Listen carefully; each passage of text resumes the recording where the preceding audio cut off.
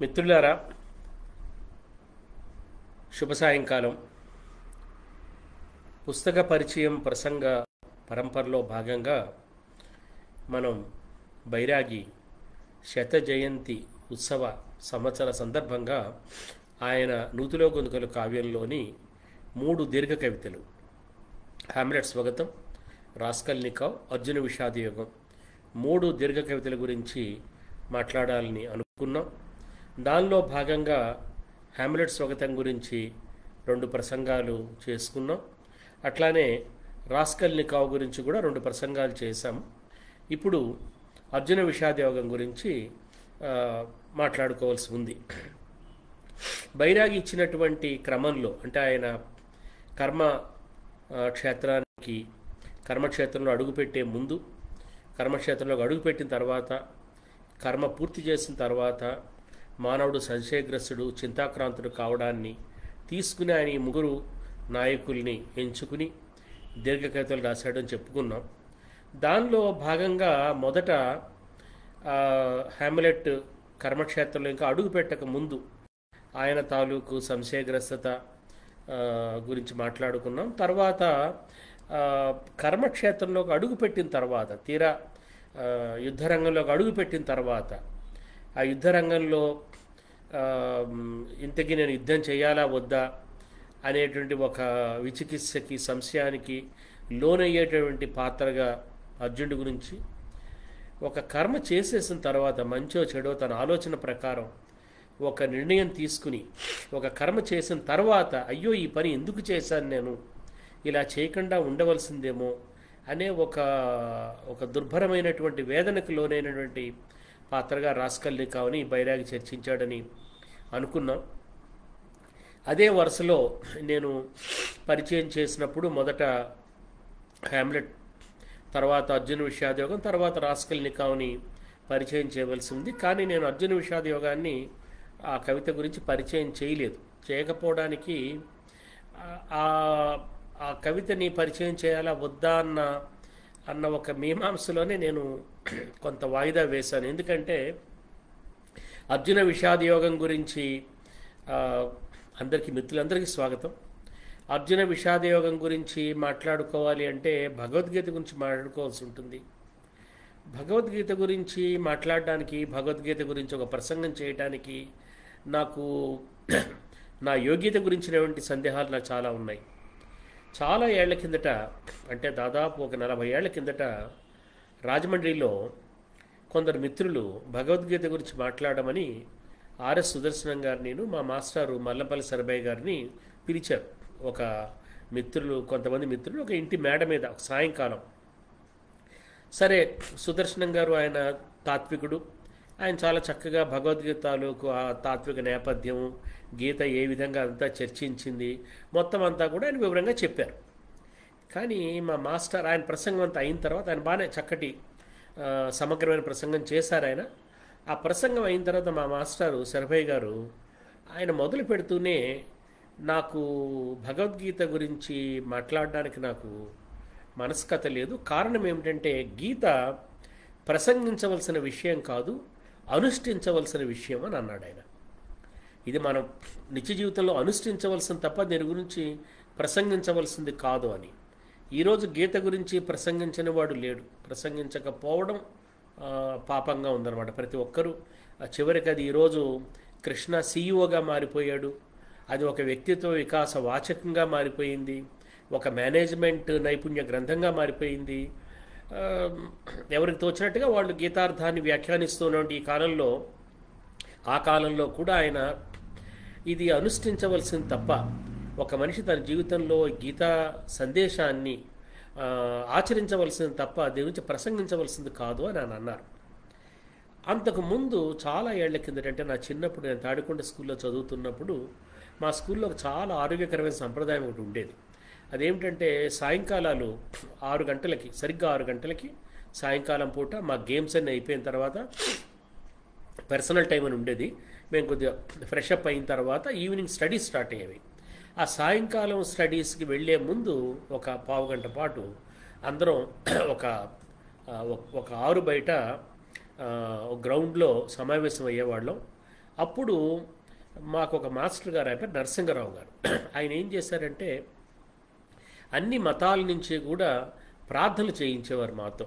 అట్లా క్రైస్తవ ప్రార్థన, మహమ్మదీయ ప్రార్థనతో పాటు భగవద్గీత కూడా ఆయన మాకు ఏం చేశారంటే, ఆయన ఒక పద్ధతి ప్రకారం భగవద్గీతలో సాంఖ్యయోగంలో స్థితప్రజ్ఞ అధ్యాయం అని ఉంది. స్థితప్రజ్ఞుడి లక్షణాలు ఏమిటి అని అర్జునుడు శ్రీకృష్ణుడు అడిగినప్పుడు కృష్ణుడు చెప్తాడు. ఆ స్థితప్రజ్ఞుడి తాలూకు లక్షణాలకు సంబంధించిన శ్లోకాలు ఆయన మాతో వల్లె వేయించేవారు. ఎట్లా వల్లె వేయించేవాడంటే, మొదట ఈరోజు ఒక శ్లోకం చెప్తే ఆ శ్లోకం నోటుకు వచ్చేదాకా ఒక 10 సార్లు మాతో వల్లె వేయించాక, రేపు మళ్ళా రెండో శ్లోకం చెప్పినప్పుడు ఈ శ్లోకం రెండో శ్లోకం కూడా వల్లె వేయాలి. అట్లాగా ఆ స్థితప్రజ్ఞ శ్లోకాలు మొత్తం అందరికీ కంఠోపాఠం అయ్యేదాకా వల్లె వేయించేవారు ఆయన. ఇది మహమ్మదీయ ప్రార్థనతో పాటు క్రైస్తవ ప్రార్థనతో పాటు ఈ ప్రార్థన జరుగుతూ ఉండేది. మాకు ఇది క్రైస్తవ మతం అని కానీ, ఇది మహమ్మదీ మతం అని కానీ, లేదా ఇది హిందూ మతం అని కానీ, కులాలకి మతాలకి అతీతమైనటువంటి ఒక గురుకులంలో చదువుకున్నాం మేము. అటువంటి ఆ చిన్నప్పుడు ఆ వల్లె వేయించిన అర్థం కూడా చెప్పాడు ఆయన. ఆ వల్లె వేయించి అర్థం చెప్పినట్టు స్థితప్రజ్ఞ శ్లోకాలు నా హృదయంలో నాటుకుపోయినందువల్ల నాకు ఎందుకనో మా మాస్టర్, అంటే ఒక 10 ఏళ్ల తర్వాత అనుకోండి, మా మాస్టర్ చెప్పింది. మా మాస్టర్ చెప్పిన మాటలు నాకు చాలా చాలా అవి నిజమే కదా అనిపించాయి. అందుకని నాకు గీత గురించి మాట్లాడాలన్నా రాయాలన్నా చాలా ఆలోచిస్తాను నేను. 10 ఏళ్ల కిందట జోళదాస్ చంద్రశేఖర్ రెడ్డి గారు, వాళ్ళ గురువు గారు, ఆయన సంజీవమూర్తిరావు గారు అనే ఆయన గీతాసారం అని 32 శ్లోకాల్లో భగవద్గీత సారాంశం అంతా కూడా చిన్న పుస్తకంగా రాశారు. ఈ నా గురువు గారు రాసిన పుస్తకం వెయ్యాలి అనే ఉద్దేశం మీద చంద్రశేఖర్ రెడ్డి గారు దానికి ముందు మాట రాయమని ఆయన నన్ను చాలా దాదాపు ఒక ఏడాది పాటు ఆయన నన్ను అడుగుతూనే ఉన్నాడు. ఆయన నేను ఇదే కారణం చెప్పాను, నేను రాయలేనండి, గీత మీద రాయటానికి నాకు యోగ్యత లేదు, అర్హత లేదు, రాయకూడదు నేను అని. కానీ ఆయన వదిలిపెట్టలేదు, ఇదే రాయండి అన్నాడు ఆయన. సరే, మొత్తానికి నేను ఒక పెద్ద వ్యాసమే రాశాను. ఏది అసలు గీత అని పేరు మీద రాశాను. అది నా సాహిత్య సంస్కారం వ్యాసాల పుస్తకంలో దాన్ని మీరు చూడొచ్చు. దాదాపుగా 10-12 పేజీల సుదీర్ఘమైనటువంటి వ్యాసం రాశాను. అందులో కూడా నేను గీత తాలూకు గీతార్థం ఏమిటందానికన్నా కూడా భగవద్గీత గురించిన ఎన్నో వాదోపవాదాలు, చర్చలు, దానికి సంబంధించినటువంటి, ముఖ్యంగా ఈ రోజుల్లో ఏమిటంటే ప్రతి ఒక్కరూ కూడా గీతని విమర్శించడం అనేది, గీత గురించినటువంటి చర్చలో భాగం, ఏదో రూపంలో భాగం పంచుకోవడం అనేది సాధారణంగా జరుగుతున్న విషయం. కాబట్టి నేను కొన్ని స్థూలమైన విషయాలు అందులో ప్రస్తావించాను. నేను భగవద్గీత మహాభారతంలో భాగంగా ఉందని మనకు తెలుసు. అది కురుక్షేత్ర యుద్ధం మొదలయ్యే ముందు భీష్మ పర్వంలో 23వ అధ్యాయం నుంచి 40వ అధ్యాయం దాకా 18 అధ్యాయాల పాటు భగవద్గీత ఉంది. దాదాపు 700 శ్లోకాల భగవద్గీతది. అందులో ఏమిటంటే, యుద్ధం ప్రారంభం కావడానికి ముందు మనకి తెలుసు 11 అక్షౌహిణులు కౌరవుల వైపు, 7 అక్షౌహిణులు పాండవుల వైపు. అంటే ఈ అక్షౌహిణి అంటే ఎంతమంది అందులో యుద్ధం చేసి ఉంటారు అని లెక్కలు వేస్తే, భారతం ఇచ్చిన లెక్కల ప్రకారం లెక్కలు వేస్తే దాదాపుగా 39,60,60,000 పైచీల కంటే దాదాపు 40 లక్షల మంది సైనికులు, అనేక రూపాల్లో రథాలు నడిపేవాళ్ళు కానీ, గుర్రాలు నడిపేవాళ్ళు కానీ, కాల్బలం కానీ, ఆ యుద్ధంలో సాయం చేసేవాళ్ళు కానీ, అన్ని రకాలుగా యుద్ధంలో పాల్గొన్న వాళ్ళు 40 లక్షల మంది ఉన్నారంట ఆ రోజు. ఆ 40 లక్షల మంది అటు ఇటు మోహరించి ఉన్నప్పుడు, యుద్ధం మొదలు కావడానికి ముందు అర్జునుడు కృష్ణుడిని ఒక్కసారి నా రథం నువ్వు ఆ యుద్ధరంగం మధ్యలోకి తీసుకువెళ్ళని అడగడం, తీసుకువెళ్ళిన తర్వాత అతను అతని ఎదురుగా ఉన్నటువంటి కౌరవ సేనలో అతను మొట్టమొదట చూసింది భీష్ముడిని చూశాడు. ఆయన తమకి తాత, పెంచి పెద్ద చేసినవాడు, తన తండ్రి చనిపోతే ఆశ్రయం ఇచ్చినవాడు, ఆదరించినవాడు, చూసినవాడు. తర్వాత ఎవరు అంటే ద్రోణుడు, చదువు చెప్పినవాడు, తనకు అస్త్ర విద్య నేర్పినవాడు, గురువు, కృపాచార్యుడు, ఆయన గురువు. సరే, దుర్యోధనుడు, దుశ్శాసనుడు వగైరా అంతా కూడా వాళ్ళు అన్నదమ్ములు చిన్నప్పటి నుంచి కలిసి ఆడుకున్నారు, తిరిగారు, బాల్యం అంతా గడిచింది. కారణాలు ఏమైనా కానీ ఈరోజు వాళ్ళని చంపవలసినటువంటి, వాళ్ళతో యుద్ధం చేయవలసిన పరిస్థితిలో తాను ఉన్నాడు అనగానే అర్జునుడి తాలూకు చేతులు వణకడం మొదలుపెట్టాయి. ఒక రకమైన స్- ఒక స్టూపిఫాక్షన్, ఒక మనసు కొద్దిగా మొద్దుబారడం మొదలుపెట్టింది. గాంధీవం చేతుల్లో వదిలయ్యింది. కృష్ణుడితో చెప్పాడు, నేను ఏమి చేయలేను కృష్ణ, నాకు ఇది వీళ్ళని చంపడం అంటే చాలా కష్టం అనిపిస్తుంది, నాకు చంపాలనిపించడం లేదు, యుద్ధం అవసరమా, ఎందుకు యుద్ధం అవసరమా అడిగాడు. అడిగినప్పుడు కృష్ణుడు అతనికి ఎందుకు తాను యుద్ధం ఇదేమిటి అర్జున, నువ్వేంటి ఇప్పటిదాకా బాగానే ఉన్నావు, ఇప్పుడు ఈ సమయంలో, ఇలాంటి సమయంలో ఈ రకమైనటువంటి ఈ బలహీనతకి ఎందుకు నువ్వు లోనవుతున్నావు, ఇది సమంజసం కాదు, ఇది నీ ధర్మం కాదు, ఇప్పుడు నువ్వు యుద్ధం చేయడం కోసం వచ్చావు, యుద్ధం చేయడం అనేది ధర్మం, యుద్ధం నువ్వు చేసి తీరాలి అని ఎందుకు చేసి తీరాలో మొత్తం ఆయన చెప్పాడు. అది భగవద్గీత, అది ఒక సంవాదం అన్నమాట. యాక్చువల్గా కృష్ణుడు అర్జునుడు ఇద్దరు చేసిన సంవాదము. చివరికి కృష్ణుడు అంతా చెప్పిన తర్వాత అర్జునుడు, నువ్వు చెప్పింది నాకు అర్థమైంది, నా స్మృతి నాకు మళ్ళా లభించింది, నా మోహం నుంచి నేను బయటపడ్డాను, ఇప్పుడు నేను యుద్ధం చేస్తానని చెప్తాడు. ఇది అందరికీ తెలిసిన విషయమే. అయితే ఒక దీని మీద చాలా రకరకాల ఆలోచనలు ఉన్నాయి. ఒక ఆలోచన ఏంటంటే, సాధారణంగా అందరూ చేసే ఒక విమర్శ ఏంటంటే, తీరా యుద్ధంలోకి వెళ్ళిన తర్వాత సైన్యాన్ని అటు ఇటు నించోబెట్టి 700 శ్లోకాలు అప్పచెప్పడం అనేది వాస్తవమేనా? ఈ ప్రశ్న చాలా అర్ధరహితమైన ప్రశ్న. ఎందుకంటే 700 శ్లోకాలు అప్పచెప్పాడా, 700 శ్లోకాలకి ఎంత సమయం పడుతుందన్న ఉద్దేశంతో కాదు, ఒక ఎపిఫనీ, ఒక డిస్కషను. దాన్ని మనం ఒక కాగితం మీద స్ప్రెడ్ చేసినప్పుడు 700 పేజీలు, 700 శ్లోకాలు ఏమిటి, 7000 పేజీలు కూడా నడవచ్చు. అది దాన్ని స్ప్రెడ్ చేసినప్పుడు ఆ విస్తృతి చూస్తున్నాం. కానీ మనం యథార్థానికి అతను ఆయన కమ్యూనికేట్ చేసినట్టు, కన్వే చేసినటువంటి భావం కాలంతో కొలిచేది కాదు. ఒకటి లేదు, కావ్య న్యాయం ప్రకారం, పొయిటిక్ లిబర్టీ ప్రకారం అక్కడ కవి తాను చెప్పాలనుకున్నటువంటి అంశం చెప్పడం కోసం అంత సమయం తీసుకున్నాడు. దాన్ని మనం వాస్తవిక దృష్టితో ప్రశ్నించవలసిన విషయం కాదు, మొదటిది. రెండోది ఏమిటంటే, ఈ భగవద్గీత అన్నది ఇందులో ఇంటర్పోలేట్ చేశారు, ప్రక్షిప్తం, ఇది అసలు భారతంలో లేదు అనేది ఒక పెద్ద ఆరోపణ.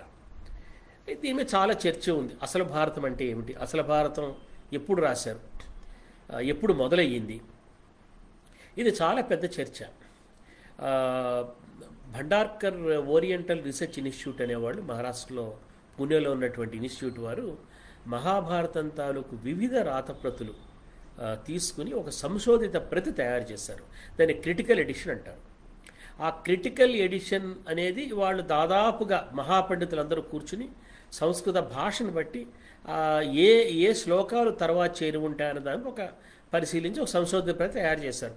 సుక్తాంకర్ అనే ఆయన ఆ మహాపండితుడు, దానికి ఆయన నాయకత్వం వహించాడు. ఆయన మహాభారతం సంశోధిత ప్రతి తయారు చేసిన తర్వాత ఒక 4 ప్రసంగాలు చేశాడు ఆయన. ఆ 4 ప్రసంగాలు కూడా మీకు నెట్లో లభ్యంగా ఉన్నాయి పుస్తక రూపంలో.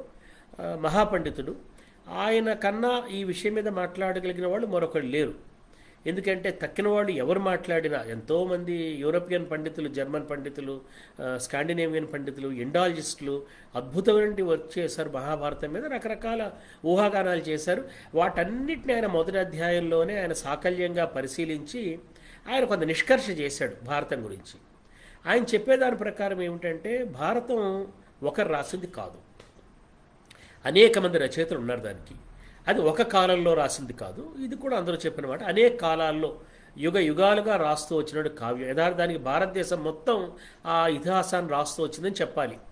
క్రీస్తు పూర్వం 5వ శతాబ్దం కన్నా కొద్దిగా ముందు, లేదు 5వ శతాబ్దంలో భారతం తాలూకు ఆ తొలి రూపం మొదలైందని అనుకుంటే, దాదాపుగా క్రీస్తు శకం 10వ శతాబ్దం దాకా కూడా మహాభారతంలో మహాభారత రచన కొనసాగుతూనే ఉంది రకరకాల రూపాల్లో. చాలామంది స్థూలంగా చెప్పేది ఏమిటంటే, మొదట ఇది జయం అనే కావ్యంగా ఉండేది, తర్వాత భారతంగా మారింది, తర్వాత మహాభారతంగా మారింది. మొదట 8000 శ్లోకాలు ఉండేది, చివరికి అది 1,00,000 శ్లోకాలకి మారింది అని. ఈ 8000 శ్లోకాలు ఉండేది అనే ఆర్గ్యుమెంట్ని కూడా సుక్తాంకర్ ఖండించి వేశాడు. తొలి ప్రతిలో ఎన్ని శ్లోకాలు ఉండేవి, తొలి ప్రతిలో కథ ఏమిటి, ఇతమిద్దంగా ఎవరు తేల్చి చెప్పలేరు. మహాభారతంలో తరతరాలుగా, శతాబ్దాలుగా అందులో ప్రతి ఒక్క ప్రధాన శాఖ, బహుశా అందులో చేరని వాళ్ళు ఎవరంటే క్రైస్తవులను, మహమ్మదీయులు తప్ప, దాదాపుగా భారతదేశంలో ఉండే ప్రతి ఒక్క తాత్విక శాఖ కూడా ఏదో ఒక రూపంలో మరీ ముఖ్యంగా హిందూ మతానికి చెందిన శాఖలన్నీ కూడా ఏదో ఒక రూపంలో తమ తమ దేవతలు, తమ తమ ఆచార వ్యవహారాలు, తమ తమ జీవిత దృక్పథాలు ఏదో ఒక రూపంలో మహాభారతంలోకి వాళ్ళు ప్రవేశపెట్టారు. ఇది కూడా ఖండించవలసిన విషయం ఏమీ కాదు. అది మహాభారతం చదవగానే మనకు అర్థమవుతుంది. అది చాలా ఒక 1,00,000 శ్లోకాల మేరకు విస్తరించినప్పుడు అది ఒక విజ్ఞాన సర్వస్వంగా మారిపోయింది. ఇంకా చెప్పాలంటే దాన్ని ధర్మశాస్త్రంగా కూడా దాన్ని పరిగణించారు. ఇతిహాసము కావ్య స్థాయిని దాటి ధర్మశాస్త్రం కూడా లెక్కేశారు దాన్ని. అయితే ఒక అంశం నాకు మహాభారతం చదివినప్పుడు నాకు ఏది అనిపించిందో, నాకు చాలా సంతోషం అనిపించిందంటే, సుక్తాంకరం చదివినప్పుడు ఆ మాట ఆయన చెప్తున్నాడు. ఆయన ఏమంటున్నాడంటే, ఇది సుక్తాంకరే కాదు, చాలామంది యూరోపియన్ పండితులు కూడా చెప్పిన మాట ఏమిటంటే, ఒక ఆశ్చర్యకరమైన విషయం, అనేక మంది రాసినప్పటికీ, అనేక కాలాల్లో రాస్తూ వచ్చినప్పటికీ, మొత్తం కావ్యంలో, మొత్తం ఇతిహాసంలో ఒక ఆర్గానిక్ యూనిటీ అయితే ఉంది. అది ఎలా సాధ్యమైందో ఆశ్చర్యం అనిపిస్తుంది.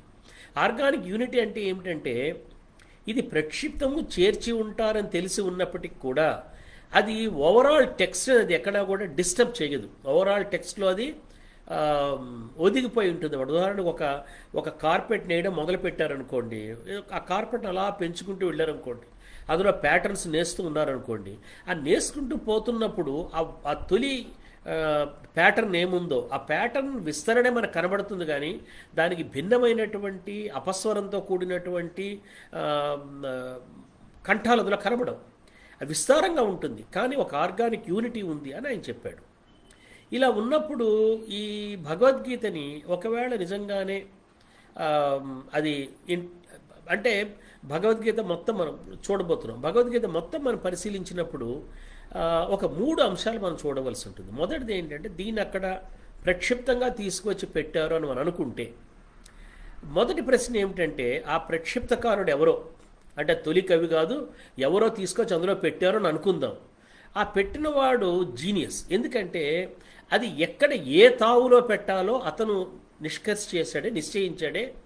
అది మరెవరు మార్చలేని తావు. అది ఎక్కడది, అంత అయిన తర్వాత, అంత చరిత్ర జరిగిన తర్వాత, అంత వేదన అనుభవించిన తర్వాత, అంత అరణ్యవాసం అజ్ఞాతవాసం అయిన తర్వాత, హ్యూమిలియేషన్ అనుభవించిన తర్వాత, ముఖ్యంగా అర్జునుడు అందగాడు, వీరుడు, రూపసి, అలాంటి వాడు తన రూపాన్ని పోగొట్టుకుని ఒక బృహన్నలుగా మారి ఒక ఏడాది పాటు అతను అంతఃపురాల్లో గడిపి వచ్చిన తర్వాత, అక్కడ యుద్ధక్షేత్రంలో యుద్ధం చేయబోయే ముందు ఆ సందేహానికి విచికిత్స లోను కావడం ముందే అది ఒక స్ట్రోక్ ఆఫ్ జీనియస్. అది ఇంకెక్కడైనా పెట్టచ్చు కదా. ఇంకొకటి ఏమిటంటే, భారతంలో ఒక గీత మాత్రమే లేదు, అనేక గీతలు ఉన్నాయి. అదొక ఆశ్చర్యకరమైన విషయం. ఈ మధ్య ఒక ఆయన వివేక్ దేబ్రాయ్ అనే ఆయన sacred songs and many Gitas అని పుస్తకం రాశాడు. గత సంవత్సరం వచ్చినట్టుంది, అది 2024లో. అందులో ఆయన దాదాపు 60 గీతలు ఉన్నాయి. 60 ఇంకా చాలా గీతలు ఉన్నాయి. ఆ గీతలు ఉదాహరణకి ధర్మరాజు నహుషుడు చర్చించుకుంటారు. సంవాదాలు, గీతలన్నీ సంవాదాలే. ఈ గీతలన్నింటిలోనూ భగవద్గీత ఏమిటంటే కృష్ణుడికి అర్జునుడికి మధ్య జరిగిన సంవాదం. ఇలా చాలా సంవాదాలు ఉన్నాయి. ఈ సంవాదాలన్నింటిలోనూ కృష్ణుడికి అర్జునుడికి మధ్య జరిగిన సంవాదం భగవంతుడికిను మనిషికి మధ్య సంవాదంగా మారినందువల్ల అది భగవద్గీతగా దానికి ఒక ప్రత్యేక స్థానం లభించింది. కాబట్టి ఈ దాన్ని ఒకవేళ ఇక్కడ ప్రక్షిప్తం చేశారు, దాన్ని ఒక ఇంటర్పోలేట్ చేశారు అని అనుకున్నా కూడా, ఆ ఇంటర్పోలేషన్ మనకి ఆశ్చర్యం అనిపిస్తుంది. అంటే మరి ఎక్కడ పెట్టుండొచ్చు కదా, మాయాజోదం అయిన తర్వాత పెట్టుండొచ్చు కదా, ఎందుకు ఈ గొడవ అంతా అని అనుకోవచ్చు కదా, లక్కయ్యలు తగలబెట్టిన తర్వాత అనుకోవచ్చు కదా, లేదు అర్జునుడు పాశుపతాస్త్రం సంపాదించుకున్న తర్వాత చెప్పి ఉండొచ్చు కదా, లేదు యుద్ధం అంతా అయిపోయిన తర్వాత, లేదా భీష్ముడి పడిపోయిందో. దాదాపు 100 ఘట్టాలు ఉన్నాయి భారతంలో, 100 సన్నివేశాలు ఉన్నాయి. ఈ రకమైన ఒక ఒక ఒక ఒక చింతకి అర్జునుడు లోను కావటానికి అనుకూలమైనటువంటి సమంజసం అనిపించేటువంటి ఘట్టాలు కనీసం 100 ఉన్నాయి. కానీ ఇక్కడ ఈ స్పష్టమైన ఈ నిర్దిష్టమైన తావులో ఆ సంభాషణని పొందుపరచడం అనేది చాలా ఆశ్చర్యకరమైన విషయం. మొదటిది అంటే దాని ఇంటర్పోలేషన్ అనుకున్నప్పుడు, ఇప్పుడు విషయం ఏంటంటే ఇంటర్పోలేషన్ అన్నంత మాత్రాన ఆ టెక్స్టాలు ప్రాధాన్యత ఏమీ తగ్గదని చెప్పడం కోసం మాట చెప్తున్నాను. రెండోది ఏమిటంటే, భగవద్గీత తాలూకు సారాంశం అంతా కూడా ఇది ఒక ఆత్మ తాలూకు ప్రాధాన్యతను ఉగ్గడించేటటువంటి, అందుకంటే భగవద్గీతలో ప్రతి అధ్యాయం చివరా కూడా భగవద్గీతాసు ఉపనిషత్సు బ్రహ్మ విద్యాయాం యోగశాస్త్ర యోగశాస్త్రేషు ఇట్లా దానిలో ఇన్నో అధ్యాయం చెప్తుంటారు. అంటే భగవద్గీత తన్ని ఉపనిషత్తు అని చెప్పుకుంది, బ్రహ్మ విద్య అని చెప్పుకుంది, యోగశాస్త్రం అని చెప్పుకుంది. ఉపనిషత్తుల ద్వారా సారాంశం ఏమిటంటే సమస్తం వ్యాపించి ఉన్నటువంటి ఆ సత్యం ఏముందో, పరమసత్యం ఏముందో అది నీలో ఉందని చెప్పడం, దాన్ని ఆత్మ అని చెప్పడం. అయితే ఉపనిషత్తులు ఒక మాట ఏమన్నాయంటే ఆత్మానం రథినం విద్య. ఈ ఆత్మ అన్నది ఒక రథిగా, అంటే రథంలో ఉన్నటువంటి రథిగా, రైడర్గా భావించు. రథంలో నిలబడి రథంలో రథం నడుపుతున్నవాడిగా కాదు, సారథిగా కాదు, రథంలో ఉన్నటువంటి ఆ రథాన్ని అధిరోహించినటువంటి వ్యక్తిగా ఆత్మను భావించు. అంటే ఒక రథం మీద నిలబడ్డప్పుడు ఆ రథం కూడా మామూలు రథం కాదు, యుద్ధ రథం. రేపు పొద్దున అది జయరథం కాబోతోంది, జైత్రరథం కాబోతోంది. ఆ రథం మీద నిలబడ్డప్పుడు అప్పటి వరకు అర్జునుడు రకరకాల అవస్థల్లో కృష్ణుడితో మాట్లాడి ఉండవచ్చు, కానీ మొదటిసారి యుద్ధ భూమిలో రథం మీద అధిరోహించినప్పుడు అతడిలో ఉన్నటువంటి ఆత్మ మేల్కొనే ఒక సమయం, లేదా ఆత్మని మేల్కొల్పాల్సిన సమయంగా మనం దాన్ని భావించినట్లయితే ఉపనిషత్ సారాంశం, ఉపనిషత్ సందేశం ఏముందో దానికి అనుగుణమైనటువంటి తావుగా దాన్ని ఎంచుకున్నాడని కూడా మనం భావించవచ్చు. ఇక మూడవది ముఖ్యమైనది ఏమిటంటే అసలు ఆ ఆర్గానిక్ యూనిటీ అని చెప్పాను కదా, ఈ ఆర్గానిక్ యూనిటీలో ఏమైంది, ఎందువల్ల భారతంలో ఏది తొలి ఏది మలి అని ఎందుకు చెప్పడం కష్టమంటే ఎంత భాషాపరమైన, అంటే రకరకాల ప్రయత్నాలు చేశారు, తక్కువ ప్రయత్నాలు చేయలేదు. ఉదాహరణకి గ్రీకులు భారతదేశానికి వచ్చిన తర్వాత భారతంలో ఏ ప్రక్షిప్తాలు వచ్చి ఉండొచ్చు, మిహిరా అనే పదం ఎక్కడెక్కడుంది, ఇలాగా రకరకాల ఆధారాలతో చేశారు. సామాన్య పాండిత్యం కాదని. అయినప్పుడు కూడా ఆర్గానిక్ యూనిటీని ఎందుకంటున్నానంటే మొట్టమొదట ప్రారంభిస్తూనే, భారతం మొదలు పెడుతూనే నారాయణం నమస్కృత్య నరం చైవ నరోత్తమం, ఆ నారాయణుడికి నమస్కరిస్తున్నాను, నరోత్తముడికి నమస్కరిస్తున్నాను, సరస్వతీదేవికి నమస్కరిస్తూ తతో జయ ముదీరయేత్, జయం అని నేను ఇప్పుడు ప్రకటిస్తున్నాను, జయమని వెల్లడిస్తున్నానని ఆ కావ్యాన్ని మొదలుపెట్టాడు ఆయన. ఎందుకంటే మహాభారతాన్ని జయం అని అంటారు. అంతేకాదు మహాభారతంలో అజ్ఞాతవాసంలో అందరూ రకరకాల పేర్లు పెట్టుకున్నప్పుడు ధర్మరాజుకి పెట్టుకున్న పేరు జయుడు. ఆయన కంకుబట్టని మనం పిలుస్తాము, జయుడు అని పెట్టుకున్నారు. జయం అంటే జయుడు తాలూకు కథ అది. ఆ జయంని నేను కీర్తిస్తున్నాను అని. అందులో నరం చైవ నరోత్తమం, దాదాపుగా అందరు వ్యాఖ్యాతలో కూడా నరుడు నరోత్తముడు అర్జునుడనే చెప్పారు. నరోత్తముడు అంటే యుధిష్ఠిరుడు కూడా అయ్యి ఉండవచ్చు, అదొక ఆలోచన. ఇప్పుడు నేను దాంట్లోకి వెళ్ళట్లేక గమనించవలసి ఏంటంటే నరనారాయణ చరిత్రగా మహాభారతాన్ని మొదలు పెడుతూ కవి ఇది ఈ భాగం ఏదైతే ఉందో, ఈ తొలి ఉంది కదా, ఈ తొలి శ్లోకాలు మొట్టమొదటి మూల ప్రతిలో ఉన్నాయా లేదా అన్నది పక్కన పెడితే కనీసం రెండవ ప్రతిలో, సెకండ్ ఎడిషన్లో ఉన్నాయి, రెండవ లేయర్ నాటికి వచ్చాయన్నది మాత్రం నిర్ధారణ చేశారు. రెండవ లేయర్ ఏ విధంగా చూసినా క్రీస్తు పూర్వం 3-4 శతాబ్దాల పూర్వానికే రెండవ లేయర్ ఏర్పడింది. అంటే అప్పటికే భారతాన్ని భావించిన వాళ్ళు అప్పటికే దాన్ని ఒక నరనారాయణ గాథగా భావించారు. నరనారాయణ గాథగా భావించినప్పుడు ఈ భారతం తాలూకు మొత్తం సారాంశాన్ని అంతటినీ చర్చించవలసి ఉంటే ఒక నరనారాయణ సంవాదంగా చర్చించడం కన్నా అనువైనటువంటి సంవాదం మరొకటి ఉండదు. ఇందాక చెప్పిన చాలా సంవాదాలు ఉన్నాయి, కానీ నరనారాయణ సంవాదం ఆ మొత్తం భారతంలో ఇదొకటే. ఆ నరనారాయణ సంవాదాన్ని ఎక్కడ తీసుకొచ్చి పెట్టాడు ఆయన? ఇందాక చెప్పినట్లుగా యుద్ధక్షేత్రంలో, యుద్ధ భూమిలో పెట్టాడు ఆయన. కాబట్టి ఇది ప్రక్షిప్తము అని మొదటిది ఏమిటంటే 700 శ్లోకాలు ఉంది కాబట్టి దాన్ని మనం నిరాకరించలేము. 700 కాదు, 7000 శ్లోకాలు కూడా ఉండవచ్చు. అది పొయిటిక్ లిబర్టీ, దాన్ని మనమే అడగడానికి లేదు. ఇక అక్కడే ఎందుకు పెట్టడం, అక్కడ పెట్టడంలోనే ఔచిత్యం ఉంది, అక్కడ పెట్టడంలోనే జీనియస్ ఉంది. ఇక రెండవది ఏమిటంటే అది నరనారాయణ సంవాదం. నరనారాయణ సంవాదం ఏ విధంగా జరిగిందో చూద్దాం మనం. దీంట్లో మనం గమనించవలసింది ఏంటంటే ఈ భగవద్గీత ఇంత ముఖ్యమైనటువంటి, నేను చెప్పిన దానికి ఇంత ముఖ్యమైనటువంటి సంవాదం అని అనుకున్నప్పుడు మహాభారతంలో మనకి తెలిసి ప్రముఖమైనటువంటి ప్రస్తావనలు భగవద్గీతకి దాదాపుగా 8-9 శతాబ్దాల దాకా భారతీయ వాంగ్మయంలో, సాహిత్య వాంగ్మయంలో కానీ తాత్విక వాంగ్మయంలో కానీ భగవద్గీత గురించిన ప్రస్తావనలు ఒక ముఖ్యమైన ప్రస్తావనలు 8వ శతాబ్దం దాకా లేవు. అంతకుముందు కొన్ని ప్రస్తావనలు ఉన్నాయి. కాళిదాసు, బాణుడు, కాళిదాసు, భాసుడు, హ్యుయన్ సాంగ్ తాలూకు సియూకిలో కూడా భగవద్గీత తాలూకు ప్రస్తావన ఉంది. కానీ అంత అంటే చాలా ముఖ్యమైన గ్రంథం అన్న అర్థంలో ప్రస్తావన లేవు అక్కడ. అది చాలా ముఖ్యమైన గ్రంథం అన్న అర్థంలో దాన్ని ప్రస్తావించిన మొట్టమొదటి వ్యక్తి శంకరాచార్యుడు. ఆయన 8-9 శతాబ్దాలు చెందినవాడని అనుకున్నట్లయితే శంకరాచార్యుడి దాకా ఈ గీత ఎందుకంత ఒక ముఖ్యమైనటువంటి ఆధ్యాత్మిక గ్రంథంగా ఎందుకు పరిగణించలేదు ఒక ప్రశ్న ఉంది.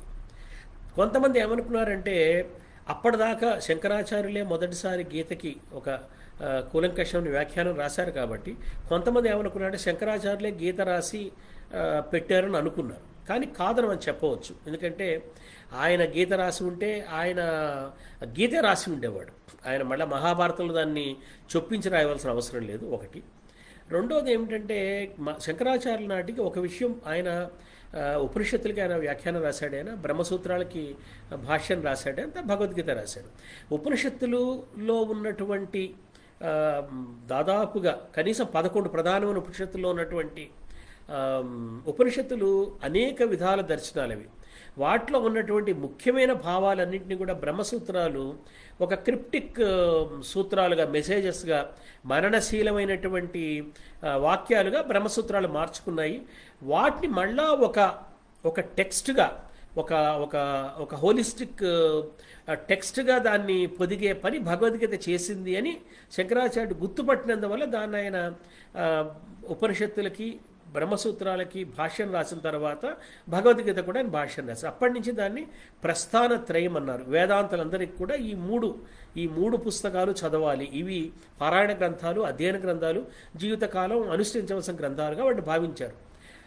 శంకరాచార్యుల నుంచి అంటే 8-9 శతాబ్దాల నుంచి 1785 దాకా దాదాపుగా 1000 ఏళ్ల పాటు భగవద్గీత భారతదేశంలో ప్రధానంగా అది పండితులకి, యోగులకి, తాత్వికులకి, దార్శనికులకి అధ్యయన గ్రంథంగా ఉండింది. ఇట్ వాజ్ ఎ స్కాలస్టిక్ టెక్స్ట్గా ఆ 1000 ఏళ్ల చరిత్రలో ఒకే ఒక్క మినహాయింపు అంటూ ఉంటే జ్ఞానేశ్వరుడు. ఆయన మాత్రం ప్రజల భాష అయిన మరాఠీలో మహారాష్ట్రీ ప్రాకృతంలో, మరాఠీ కూడా కాదు, మహారాష్ట్రీ ప్రాకృతంలో జ్ఞానేశ్వరి అని ఒక సౌవీరమైనటువంటి భాష్యం అనండి, వ్యాఖ్యానం అని రాశాడు ఆయన. అదొక అద్భుతమైనటువంటి గ్రంథం.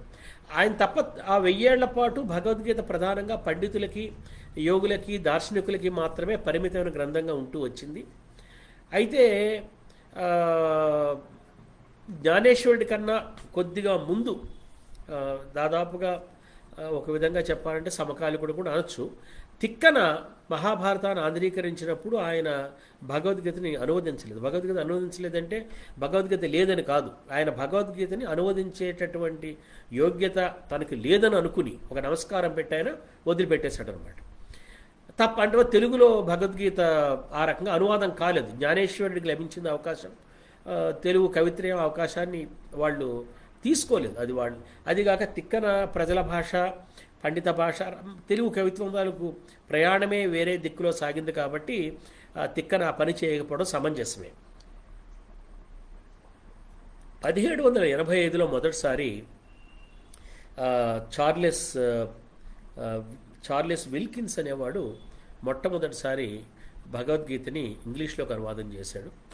1785లో చేశాడు. 1823లో ష్లీగల్ అనేవాడు లాటిన్లోకి అనువాదం చేశాడు. 1875లో మొట్టమొదటిసారిగా కేటీ తెలంగాణ ఆయన sacred books of the East అనే మార్క్స్ ముల్లర్ సంపాదకత్వంలో వెలువడినటువంటి దాదాపు 50 ఈస్ట్ అంటే కేవలం భారతదేశం అనే కాదు, భారతదేశం, చైనా, జపాన్, ప్రాచ్య ప్రపంచానికి చెందినటువంటి జందవస్థ, ప్రాచ్య ప్రపంచానికి చెందినటువంటి విశిష్ట గ్రంథాలని sacred books of the East అనే పరంపరలో అనువాదం చేసినప్పుడు కేటీ తెలంగాణ ఆయన భగవద్గీతని ఇంగ్లీష్లోకి అనువాదం చేశాడు. ఆ విధంగా భగవద్గీత ఇంగ్లీష్లోకి అనువాదం చేసిన మొట్టమొదటి భారతీయుడు కేటీ తెలంగాణ. అది 1875లో చేశాడు ఆయన. అంటే 19వ శతాబ్దపు చివరి కాలానికి వచ్చేదాకా ఒక భారతీయుడి చేతాలు ముఖ్యం ఏమిటంటే చార్లెస్ విల్కిన్సో లేకపోతే ష్లీగలో చేసి ఉండొచ్చు, కానీ భారతీయుడు చేస్తే తాను చేస్తున్న టెక్స్ట్ ఏమిటో అతను తెలిసి చేస్తాడు. అతను నేర్చుకుని చదువుకుని సంస్కృతం చదువుకుని నేర్చుకుని చేయొచ్చు. కానీ స్వతహాగా భారతీయుడు అయి ఉంటుంది, రక్తంలోనే ఆ జ్ఞానం ప్రవహిస్తూ ఉంటుంది కాబట్టి, ఒక వారసత్వంగా వచ్చి ఉంటుంది కాబట్టి 1875 దాకా భగవద్గీత ఇంగ్లీష్లో ప్రపంచానికి పరిచయం కాలేదని చెప్పాలి. 1885లో ఎడ్విన్ ఆర్నాల్డ్ సాంగ్ సెలెస్టియల్ అనేటటువంటి పేరుతోటి దీన్ని ఆయన ఇంగ్లీష్లోకి అనువాదం చేశాడు. 1885లో ఆ పుస్తకం చేసినప్పుడు 1893లో మోహన్ దాస్ కరంచంద్ గాంధీ అనే ఒక బారిస్టర్ దక్షిణాఫ్రికా వెళ్ళినప్పుడు, ఆ 1893లో దక్షిణాఫ్రికా జీవితం తొలి రోజుల్లో ఆయనకి ఈ పుస్తకం దొరికింది. ఈ సాంగ్ సెలెస్టియల్ దొరకగానే మోహన్ దాస్ కే గాంధీ అనే ఆయన ఈ పుస్తకం వల్ల మహాత్మా గాంధీగా మారాడు. మహాత్మా గాంధీగా మారాడనడానికి ఏమిటయ్యా అంటే, ఆ పుస్తకం ఆయన్ని మహాత్మా గాంధీగా మార్చిందనడానికి నిరూపణ ఏమిటంటే, ఆయన చిట్ట రోజుల్లో 47-48 ప్రాంతాల్లో ఆయన దేశం విభజన తాలూకు అట్టుడిగిపోతూ ఉండగా, ఆ మత కల్లోలాలు జరుగుతూ ఉండగా ఆయన ఆ కల్లోలిత ప్రాంతాలు స్వయంగా వెళ్ళి తిరుగుతూ కన్నీళ్లతో ప్రార్థనతో వాళ్ళని శాంతింపచేస్తూ వాటి మధ్య ప్రార్థనా సమావేశాల్లో ఆయన భగవద్గీత ప్రసంగాలు చేశాడు. ఆ చేసిన ప్రసంగాల్ని అనాసక్తి యోగం అనే పేరు మీద ఆయన ఒక పుస్తకంగా వెలువరించాడు. అనాసక్తి యోగంలో ఉన్నటువంటి కామెంటరీ గాంధీ 1917 నాటిగా రాసి ఉండవచ్చు స్థూలంగా, కానీ దాని తాలూకు ఫైనాలిటీ మాత్రం ఆయన చివరి రోజుల్లో, జీవితం తాలూకు చివరి రోజుల్లో ఆయన భగవద్గీత అనాసక్తి యోగంగా దాన్ని ఆయన డిఫైన్ చేశాడు. అయితే ఈ 1785 నుంచి ఇప్పటిదాకా భగవద్గీతకి భారతదేశంలో ఒక చాలా సరికొత్త, అంతవరకు పండితులు అంటే సంస్కృత పండితులు, వేదాంతులు, ముఖ్యంగా వేదాంతులు అంటే శంకర, రామానుజ, మధ్వ, నింబార్క, ఇట్లాంటి వల్లభ, ఇలాంటి ఆచార్యులందరూ, వేదాంతులందరూ కూడా భగవద్గీతని వ్యాఖ్యానం చేశారు. భగవద్గీతనే వాళ్ళు పఠిస్తున్నారు. భగవద్గీతను రకరకాలుగా వాళ్ళు అర్థం చేసుకునే ప్రయత్నం చేస్తూ వచ్చారు. కానీ ఈ 18వ శతాబ్దం ముఖ్యంగా 19వ శతాబ్దంగా వచ్చేటప్పటికి భారతీయుల్లో కొత్త తరం, ఇంగ్లీష్ చదువుకున్న తరం ఉన్నారు కదా, వీళ్ళు ఇంగ్లీష్ ద్వారా భగవద్గీతలోకి మేల్కొన్నారు. గాంధీ మేల్కొన్నట్టే వాళ్ళు భగవద్గీత వాళ్ళ జీవితాల్లో కొత్త వెలుగును తీసుకొచ్చినప్పుడు దీనిలో మనకి 4 రకాల భగవద్గీతను అర్థం చేసుకోవడానికి ప్రయత్నించిన వాళ్ళు 4 రకాలు కనబడతారు. మొదటి వాళ్ళు ఎవరంటే, ఈ ఆచార్య తాత్విక దార్శనిక పరంపరలో భాగంగా భగవద్గీతను మళ్ళా కొత్తగా పరిశీలించి ప్రజలకి చెప్పాలని ప్రయత్నించిన వాళ్ళు దయానంద సరస్వతి లాంటి వాళ్ళు ఉన్నారు. వాళ్ళు తిరిగి మళ్ళా ప్రజలకి చెప్పాలి. వాళ్ళు వేదాంతులు, వాళ్ళలో వాళ్ళు మాట్లాడుకున్నారు. It was for a limited circulation and limited discussion. వీళ్ళు ఎట్లా కాకుండా ప్రజల దగ్గరికి వెళ్ళి మాట్లాడారు. దయానంద సరస్వతి లాంటి వాళ్ళు మాట్లాడారు, శ్రీ అరవిందులు మాట్లాడారు, వివేకానందులు మాట్లాడారు. వీళ్ళంతా ఒక ప్రబోధ పరంపర అన్నమాట, ఒక గురు పరంపర అని చెప్పవచ్చు. రెండో వర్గం వాళ్ళు చాలా ఆశ్చర్యకరంగా ఈ భగవద్గీతని వాళ్ళు ప్రాణప్రదంగా ప్రేమించి తమ దేశానికి స్వతంత్రం కోరుకునే స్వాతంత్ర కాంక్షకి స్ఫూర్తిని వాళ్ళు భగవద్గీతని స్వీకరించిన వాళ్ళు ఉన్నారు. ఉదాహరణకి మొట్టమొదటిసారి బ్రిటిష్ ప్రభుత్వం మీద మొట్టమొదటి బాంబు విసిరినటువంటి ఖుదీరామ్ బోస్, 19 ఏళ్ల యువకుడు ఖుదీరామ్ బోస్, ఆయన ముజఫర్ నగర్ దగ్గర మొదటిసారి ఆయన బ్రిటిష్ అధికారి మీద బాంబు విసిరాడు. అతను ఉరి తీశారు, చిన్న పిల్లవాడు, 19 ఏళ్ల పిల్లవాడు. అతను ఉరి తీసినప్పుడు అతను భగవద్గీతని హృదయానికి హత్తుకుని ఉరికమ్మం ఎక్కాడు. వాళ్ళు భగవద్గీత నుంచి వాళ్ళు స్ఫూర్తి పొందారు. భగవద్గీత తమకు ఒక వెలుగుని, విముక్తిని, స్వాతంత్రాన్ని ప్రసాదించే గ్రంథంగా వాళ్ళు భావించారు. ఆశ్చర్యం ఏమిటంటే, బాంబు విసరడం అంటే హింసకు పాల్పడ్డట్టు, హింసా మార్గం, టెర్రరిస్ట్ పంద, దానికి సంబంధించినటువంటి తొట్టతొలి విమోచనకారుడు, ఆత్మ బలిదానం చేసినటువంటి ఖుదీరామ్ బోస్ భగవద్గీత హృదయానికి హత్తుకున్నాడు. భగవద్గీత అహింసను ప్రబోధిస్తోందని భావించిన మహాత్మా గాంధీ కూడా భగవద్గీతను హృదయానికి హత్తుకున్నాడు. అంటే నేను ముందు చెప్పానే, ఈ దయానంద సరస్వతి, రామకృష్ణ పరమహంస, అరవిందుల్లాంటి, వివేకానందుల్లాంటి ఆ గురు పరంపర ఒకటి కాగా, ఈ స్వాతంత్రకారులు ఎవరైతే ఉన్నారో, పోరాటకారులు ఎవరైతే ఉన్నారో, వీళ్ళు భగవద్గీతను వ్యాఖ్యానించినప్పుడు వీళ్ళు అయితే దానిలో హింసను చూశారు. హింస అంటే హింస కాదు, కర్తవ్యాన్ని చూశారు లేదా అహింసను చూశారు. వాళ్ళల్లో బాలగంగాధర్ తిలక్, మహాత్మా గాంధీ ఒకళ్ళుగా చాలామంది ఉన్నారు. భగవద్గీత మీద వ్యాఖ్యానం రాయడానికి ఇష్టపడనటువంటి, రాయాలని అనుకోనటువంటి స్వాతంత్రోద్యమ నాయకులు చాలా తక్కువ మంది మనకు కనబడతారు. అంటే వాళ్ళు సహజంగానే వాళ్ళల్లో అంతగా సంస్కృత పాండిత్యము, అంతగా వేదాంత దర్శన పాండిత్యము లేనటువంటి వాళ్ళు ఎవరన్నా ఉంటే మహాత్మా గాంధీ అని చెప్పాలి. కానీ ఆయన కూడా నన్ను అడిగితే నేను చదివిన భగవద్గీత వ్యాఖ్యానాలు అన్నింటిలో కూడా నాకు మహాత్మా గాంధీ తాలూకు అనాసక్తి యోగమే చాలా చాలా ప్రొఫౌండ్ కామెంటరీ అనిపిస్తుంది. ఇక ఇదిలా జరుగుతూ ఉండగా లెఫ్టిస్ట్ భావజాలం భారతదేశంలో ప్రవేశించిన తర్వాత, భౌతికవాద దృక్పథం భారతదేశానికి పరిచయం అయిన తర్వాత కుల వివక్ష పట్ల, ముఖ్యంగా వర్ణాశ్రమ ధర్మాల పట్ల ఒక ధిక్కారం అనేది ఒక అవశ్యమైన కర్తవ్యంగా ఒక వర్గం భావించడం మొదలుపెట్టిన తర్వాత, ముఖ్యంగా కోశాంబి కానీ, దేవిప్రసాద్ చట్టోపాధ్యాయ కానీ, అంబేద్కర్ కానీ వీళ్ళు భగవద్గీతని ఒక కొత్త కోణంలో చూడడం మొదలుపెట్టారు.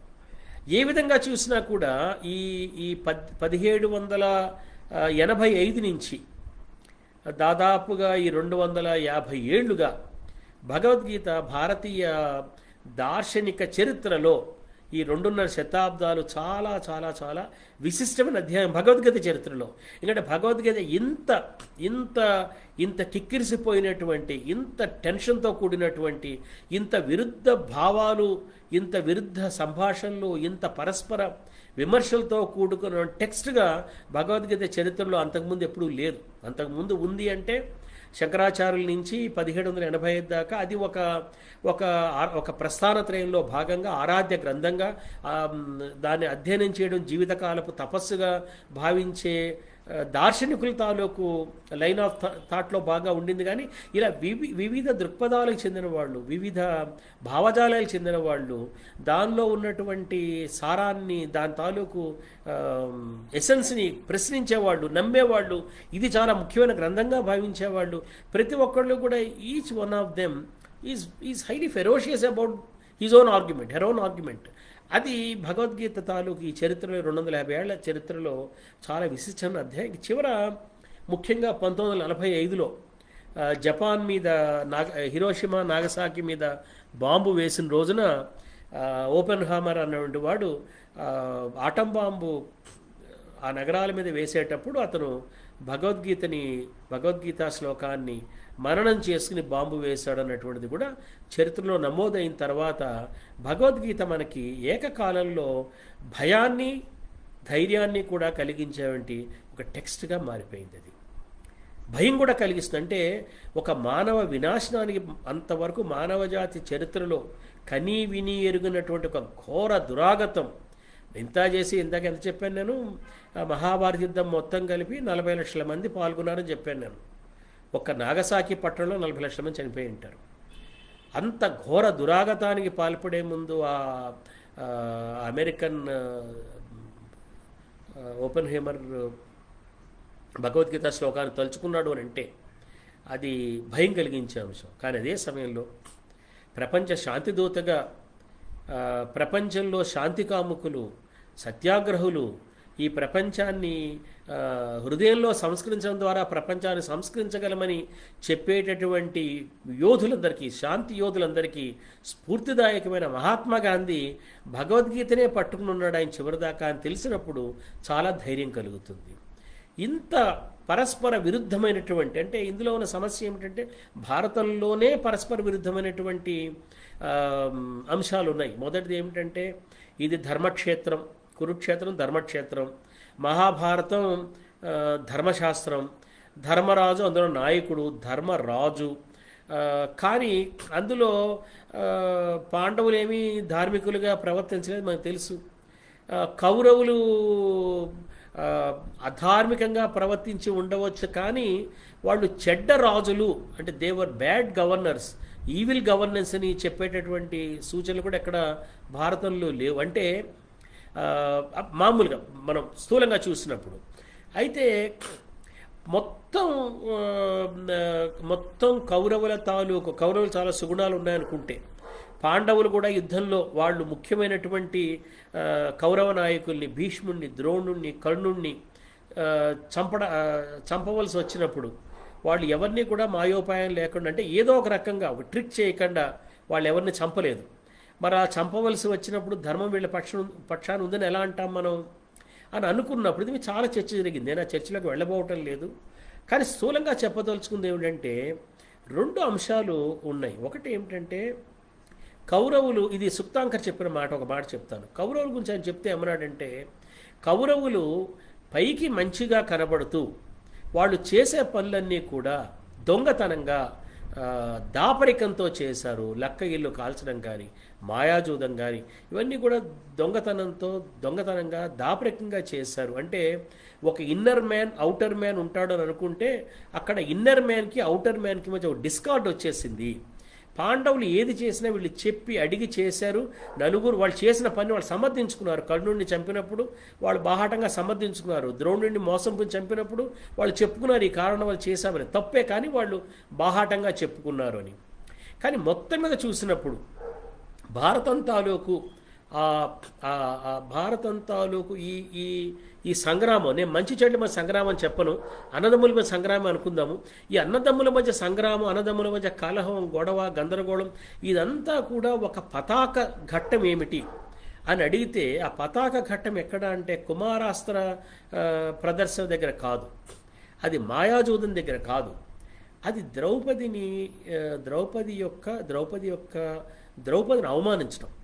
ఆ అవమానించడం అన్నటువంటి ఘట్టం ఏదైతే ఉందో, ఇంతకన్నా ఈవిల్ గవర్నెన్స్ మరొకటి ఉండదు. అది మనం గమనించవలసింది ఏంటంటే ప్రజల పట్ల ఎలా చేశారు, ఏం చేశారు అన్నది కాదు. ఈవిల్ గవర్నెన్స్ ఏమిటంటే ఒక స్త్రీని, ఆమె ఏ తప్పు చేయని స్త్రీని, ఆమె అడిగిన ప్రశ్నకి సమాధానం చెప్పలేని పరిస్థితుల్లో కేవలం బలప్రయోగంతో, కేవలం ఆమెను అవమానించడం ద్వారా ఆమె భర్తల మీద తమ కోపాన్ని చూపించుకోవడం కోసం, ఇది అత్యంత అనాగరికమైనటువంటి, హేయమైనటువంటి, పాశవికమైనటువంటి ఒక చర్య. ఈ చర్యకి చేరుకున్నప్పుడు మొత్తం తక్కడ తేలిపోయింది. అది చాలా స్పష్టంగా అది పాండవుల వైపు తక్కడ తూగి కౌరవులంతా తేలిపోయారు. వాళ్ళు మొట్టమొదటిసారిగా వాళ్ళు చేసింది ఒక దారుణమైనటువంటి, అంతకన్నా ఈవిల్ మరొకటి ఉండదు. మొత్తం కథ అంతట్లో కూడా అది కేంద్ర బిందువు, కీలక బిందువు అనుకుంటే మనం అనుకున్నట్లయితే అది మొత్తానికి వాళ్ళు యుద్ధమై ప్రయాణించారు. ఈ ప్రయాణించినప్పుడు ఇంత జరిగిన తర్వాత వాళ్ళు ఆ రోజు అర్జునుడు వచ్చి కృష్ణుడిని నేను యుద్ధం ఎందుకు చేయాలి అని ప్రశ్నించినప్పుడు వీళ్ళు ఏమన్నారంటే, ఈ వ్యాఖ్యాతలు ఏమన్నారంటే, భగవద్గీత వ్యాఖ్యాతలు, మంచిదే కృష్ణుడు చెప్పదలుచుకున్నది ఏదో, నేను దాకన్నానే 700 పద్యాలు చెప్పడానికి అంత సమయం సరిపోతుందా అనే ప్రశ్న పక్కన పెట్టినా కూడా, అదొక పొయిటిక్ లిబర్టీని మనం అనుమతించినా కూడా, ఈ 700 శ్లోకాలు చెప్పవలసినంత అవసరం ఉందా ఇందులో? చెప్పేదేదో సూటిగా చెప్పొచ్చు కదా. బాబు ఏమయ్యా మర్చిపోయావా, మీకు ఏం జరిగింది, నువ్వు ఇప్పుడేమిటి ఇట్లాంటి దైన్యం చూపిస్తున్నావు, ఇప్పుడేంటి దౌర్బల్యం చూపిస్తున్నావు, ఇది కాదు కదా సమయం అని చెప్పచ్చు కదా. దాని మీద రకరకాల ఆలోచనలు ఉన్నాయి. ఆసక్తికరమైన కొన్ని ఆలోచనలు చెప్తాను నేను మీకు. మొదటిది ఏమిటంటే, డాక్టర్ రాధాకృష్ణ అన్నాడు, అసలు భగవద్గీతకి ఇదంతా అక్కర్లేదు, 2వ అధ్యాయంలో 31 నుంచి 38 దాకా ఉన్న శ్లోకాలు, 8 శ్లోకాలు, ఆ 8 శ్లోకాలు చెప్పేసి సరిపోతుంది అని మన అసలు గీతాన్ని అనుకోవచ్చని రాధాకృష్ణ లాంటి పండితుడు భారతీయ తత్వశాస్త్రం మీద ప్రామాణికమైనటువంటి రచన చేసి భారతీయ తత్వశాస్త్ర ప్రపంచానికి పరిచయం చేసినటువంటి రాధాకృష్ణ లాంటి వాడు ఆ మాట అన్నాడు, 8 శ్లోకాలు చెప్తే సరిపోతుందని. ఒక ఆయన పేరు ఏమిటంటే జాకోబీ అన్న ఆయన ఏమన్నాడంటే, ఇదంతా ఎందుకు, ఆయన ఇంకా కొద్ది లెక్క చెప్పాడు. ఆయన ఏమన్నాడంటే, ఇవన్నీ అవసరం లేదు, 2వ అధ్యాయం అంటే స్థితప్రజ్ఞ సాంఖ్యయోగంలో 1 నుంచి 12 శ్లోకాలు, 18వ అధ్యాయంలో 25 నుంచి 27, 30 నుంచి 37, 73 ఈ శ్లోకాలు చెప్తే సరిపోతుంది, ఈ భగవద్గీత సరిపోతుందని ఆయన తేల్చాడు. సరే, కొంతమంది ఏమన్నారంటే అసలు ఇదంతా కూడా పరస్పర విరుద్ధంగా ఉంది, ఎందుకంటే ఇందులో భగవద్గీత అనేక రకాలైనటువంటి భావజాలాలు తీసుకొచ్చి సమన్వయం చేసుకునే క్రమంలో భగవద్గీతాకారుడు దారి తప్పాడు. ఆయన స్పష్టంగా ఏం చెప్తున్నాడో, ఎందుకంటే అందులో అన్ని దర్శనాలు, ప్రధాన దర్శనాలన్నీ కూడా యోగం, సాంఖ్యం, అన్ని దర్శనాలు కూడా ఆయన చెప్పడానికి ప్రయత్నం చేస్తూ దాన్ని సరిగా సమన్వయం చేయలేకపోయాడు అనేది ఒక పెద్ద వాదన అన్నమాట. కొంతమంది ఏమన్నారంటే అసలు ఇదంతా కూడా ఈ ఇంత కన్ఫ్యూజన్ క్రియేట్ చేసే శ్లోకాలన్నీ కూడా కాలక్రమంలో యాడ్ చేసుకుంటూ పోయారు. భగవద్గీతలో 3 గీతలు ఉన్నాయి అని దాదాపుగా చాలామంది చెప్తూ వచ్చింది. ఒక ఆయన ఏమన్నాడంటే గజానన్ శ్రీపద్ ఖేర్ అనే ఆయన ఒక పుస్తకం రాశాడు. 1969లో రాశాడు ఆ పుస్తకమైన ద క్వెస్ట్ ఫర్ ఒరిజినల్ గీత అని. ఆయన ఏమన్నాడంటే మొదటి అధ్యాయం భగవద్గీతలో మొదటి భాగం అంటే 1 నుంచి 6 దాకా 18 అధ్యాయాలు కదా, 1 నుంచి 6 అధ్యాయాల దాకా ఉన్నటువంటి పుస్తకం బుద్ధుడికి పూర్వం రాసినటువంటి పుస్తకం అది. 1 నుంచి 6 అందులో కేవలం జ్ఞానయోగానికి సంబంధించిన అంశాలు మాత్రమే ఉన్నాయి. తర్వాత 8వ అధ్యాయంలో కొంత భాగం, 17వ అధ్యాయం, 18వ అధ్యాయంలో కొంత భాగం దీన్ని 2వ గీతగా పేర్కొన్నాడని, ఇది బుద్ధుడి తాలూకు సమకాలికుడు ఒక ఆయన దీన్ని రాశాడు. ఇక 3వది తక్కిన గీత అంతా కూడా బుద్ధుడి తర్వాత కాలంలో, చాలా కాలం తర్వాత ఏదో బ్రాహ్మణవాదాన్ని బలపరచుకోవడం రాశాడని ఆయన ప్రతిపాదించాడు. ఇలాగా గీతలో 3 భాగాలు ఉన్నాయని ఆర్గ్యుమెంట్ మొదలుపెట్టిన తర్వాత 2014లో మేఘనాథ్ దేశాయ్ అనే ఒక ఆయన హూ రోడ్ ద భగవద్గీత పుస్తకం రాశాడు. అసలు ఎవరు రాసుంటారని చెప్పి. కానీ గీతలో 3 భాగాలు ఉన్నాయనేది మాత్రం స్థూలంగా గీతని సమర్థించేవాళ్ళు, విమర్శించేవాళ్ళు కూడా స్థూలంగా ఒక దర్శనం ఉంది. యామనాచార్యులు అనే ఆయన వైష్ణవాచార్యులు, ఆయన ఏమన్నాడంటే గీతలో 3 భాగాలు ఉన్నాయి. మొదటి 6 అధ్యాయాలునేమో కర్మజ్ఞాన సమన్వయాన్ని చెప్తాయి, తర్వాత 6 అధ్యాయాలు భక్తి గురించి మాట్లాడతాయి, తర్వాత 6 అధ్యాయాలు ఆ 2 చెప్పని విషయాలన్నీ మాట్లాడతాయని ఆయన చెప్పాడు. పాల్ డ్యుసెన్ ఆయన ఉపనిషత్తు మీద గొప్ప పండితుడు, గొప్ప కృషి చేశాడు. ఆ మెసేజ్ ఆఫ్ ఉపనిషత్తు చాలా గొప్ప ప్రామాణికమైన గ్రంథం రాశాడు. ఆయన ఏమనంటే భగవద్గీతలో మొదటి 6 అధ్యాయాల్లో నీతి గురించి మాట్లాడాడు, తర్వాత 6 అధ్యాయాల్లో తత్వశాస్త్రం దర్శనం ఉంది, తర్వాత 6 అధ్యాయాల్లో మనస్తత్వశాస్త్రం ఉంది అన్నాడు ఆయన. ఇక స్థూలంగా భగవద్గీత గురించి మాట్లాడే వాళ్ళందరూ భావుకత్వంతో ఏం చెప్తారంటే ఓం తత్సత్ అనే దానిలో భగవద్గీత మొదటి 6 అధ్యాయాలు ఓం గురించి మాట్లాడతాయి, ప్రణవ స్వరూపం గురించి మాట్లాడతాయి. తర్వాత 6 అధ్యాయాలు తత్ అంటే అది ఆ సత్యం, దాని గురించి మాట్లాడతాయి. తర్వాత 6 అధ్యాయాలు సత్ అంటే ఆ సత్యం మీద సత్యం తాలూకు వివరంగా సత్యాన్ని వివరిస్తాయని చెప్పారు. ఇవన్నీ స్థూలంగా ఉన్నాయి. కానీ నేను భగవద్గీతని ఇవేమి ఈ మొత్తం ఈ వేదాంత లేదా ఈ పాండిత్య, ఈ చర్చలు, దీని సోషలాజికల్, హిస్టారికల్, సైకలాజికల్, ఫిలలాజికల్ దృక్కోణాలను చూసే పరిశోధనలు ఇవన్నీ ఏమీ సంబంధం లేకుండా ఒక పాఠకుడిగా, ఒక ఒక ఒక ఒక జ్ఞానార్థిగా, ఇందులో ఒక జిజ్ఞాసిగా నేను మొట్టమొదటిసారి నా 19-20 ఏళ్లప్పుడు రాజాజీ రాసినటువంటి భగవద్గీత తెలుగు అనువాదం చదివాను నేను. అప్పటితో నా భగవద్గీత పఠనం మొదలైందని చెప్పచ్చు. అప్పటి నుంచి ఇప్పటిదా చదువుతూనే ఉన్నాను నేను. నాకు ఏమర్థమైందంటే భగవద్గీతలో 3 భాగాలు ఉన్నాయి, కానీ ఆ 3 భాగాలు వీళ్ళందరూ చెప్తున్నట్లుగా అది వెర్టికల్గా 3 భాగాలు కావు. అంటే మొదటి 6 అధ్యాయాలు, తర్వాత 6 అధ్యాయాలు, తర్వాత 6 అధ్యాయాలు కావు. భగవద్గీతలో ఉన్న 3 భాగాలు 3 పొరలుగా, 3 లేయర్స్గా ఉన్నాయని నాకు అనిపించింది. ఆ 3 లేయర్స్గా ఉన్నవి ఏమిటి అని చెప్పడానికి 2-3 మాటలు నేను కొద్దిగా వివరంగా చెప్పవలసి ఉంటుంది. మొదటిది ఏమిటంటే భగవద్గీత ఏ గ్రంథమైనా సరే తన కాలం నాటి ఒక మిలియు, తన కాలం నాటి ఒక భావజాలం, ఒక ప్రాపంచిక దృక్పథం, కొన్ని అంగీకరించిన విలువలు ఇవన్నీ కలిసి ఉంటాయి. దానిలో భాగంగానే ఏ పుస్తకం అన్నా వస్తుంది. వచ్చినప్పుడు కొన్ని పుస్తకాలు ఆ భావజాలాన్ని సమర్థించేవిగా ఉంటాయి, ఆ భావజాలం కోసం పనిచేసేవిగా ఉంటాయి. కొన్ని ఆ భావజాలాన్ని వ్యతిరేకించేవిగా, పోరాడేవిగా ఉంటాయి. ఇది మనకు తెలిసిన విషయమే. అయితే గొప్ప కావ్యాలు, మహాకవులు ఏం చేస్తారంటే వాళ్ళు ఏ ఏ కాలాల్లో అయితే వాళ్ళ పుస్తకాలు వస్తాయో ఆ కాలంలోని విలువల్ని వాళ్ళు అంగీకరించినట్లుగా కనబడుతూనే దానిలోనే ఒక సెకండ్ లేయర్లో ఆ విలువల మీద ఒక విమర్శ కూడా, క్రిటిక్ కూడా వాళ్ళందులో పొందుపరుస్తారు. మొదటి దాని యుగధర్మం అనుకుందాం, రెండోది యుగధర్మం తాలూకు విమర్శ అనుకుందాం.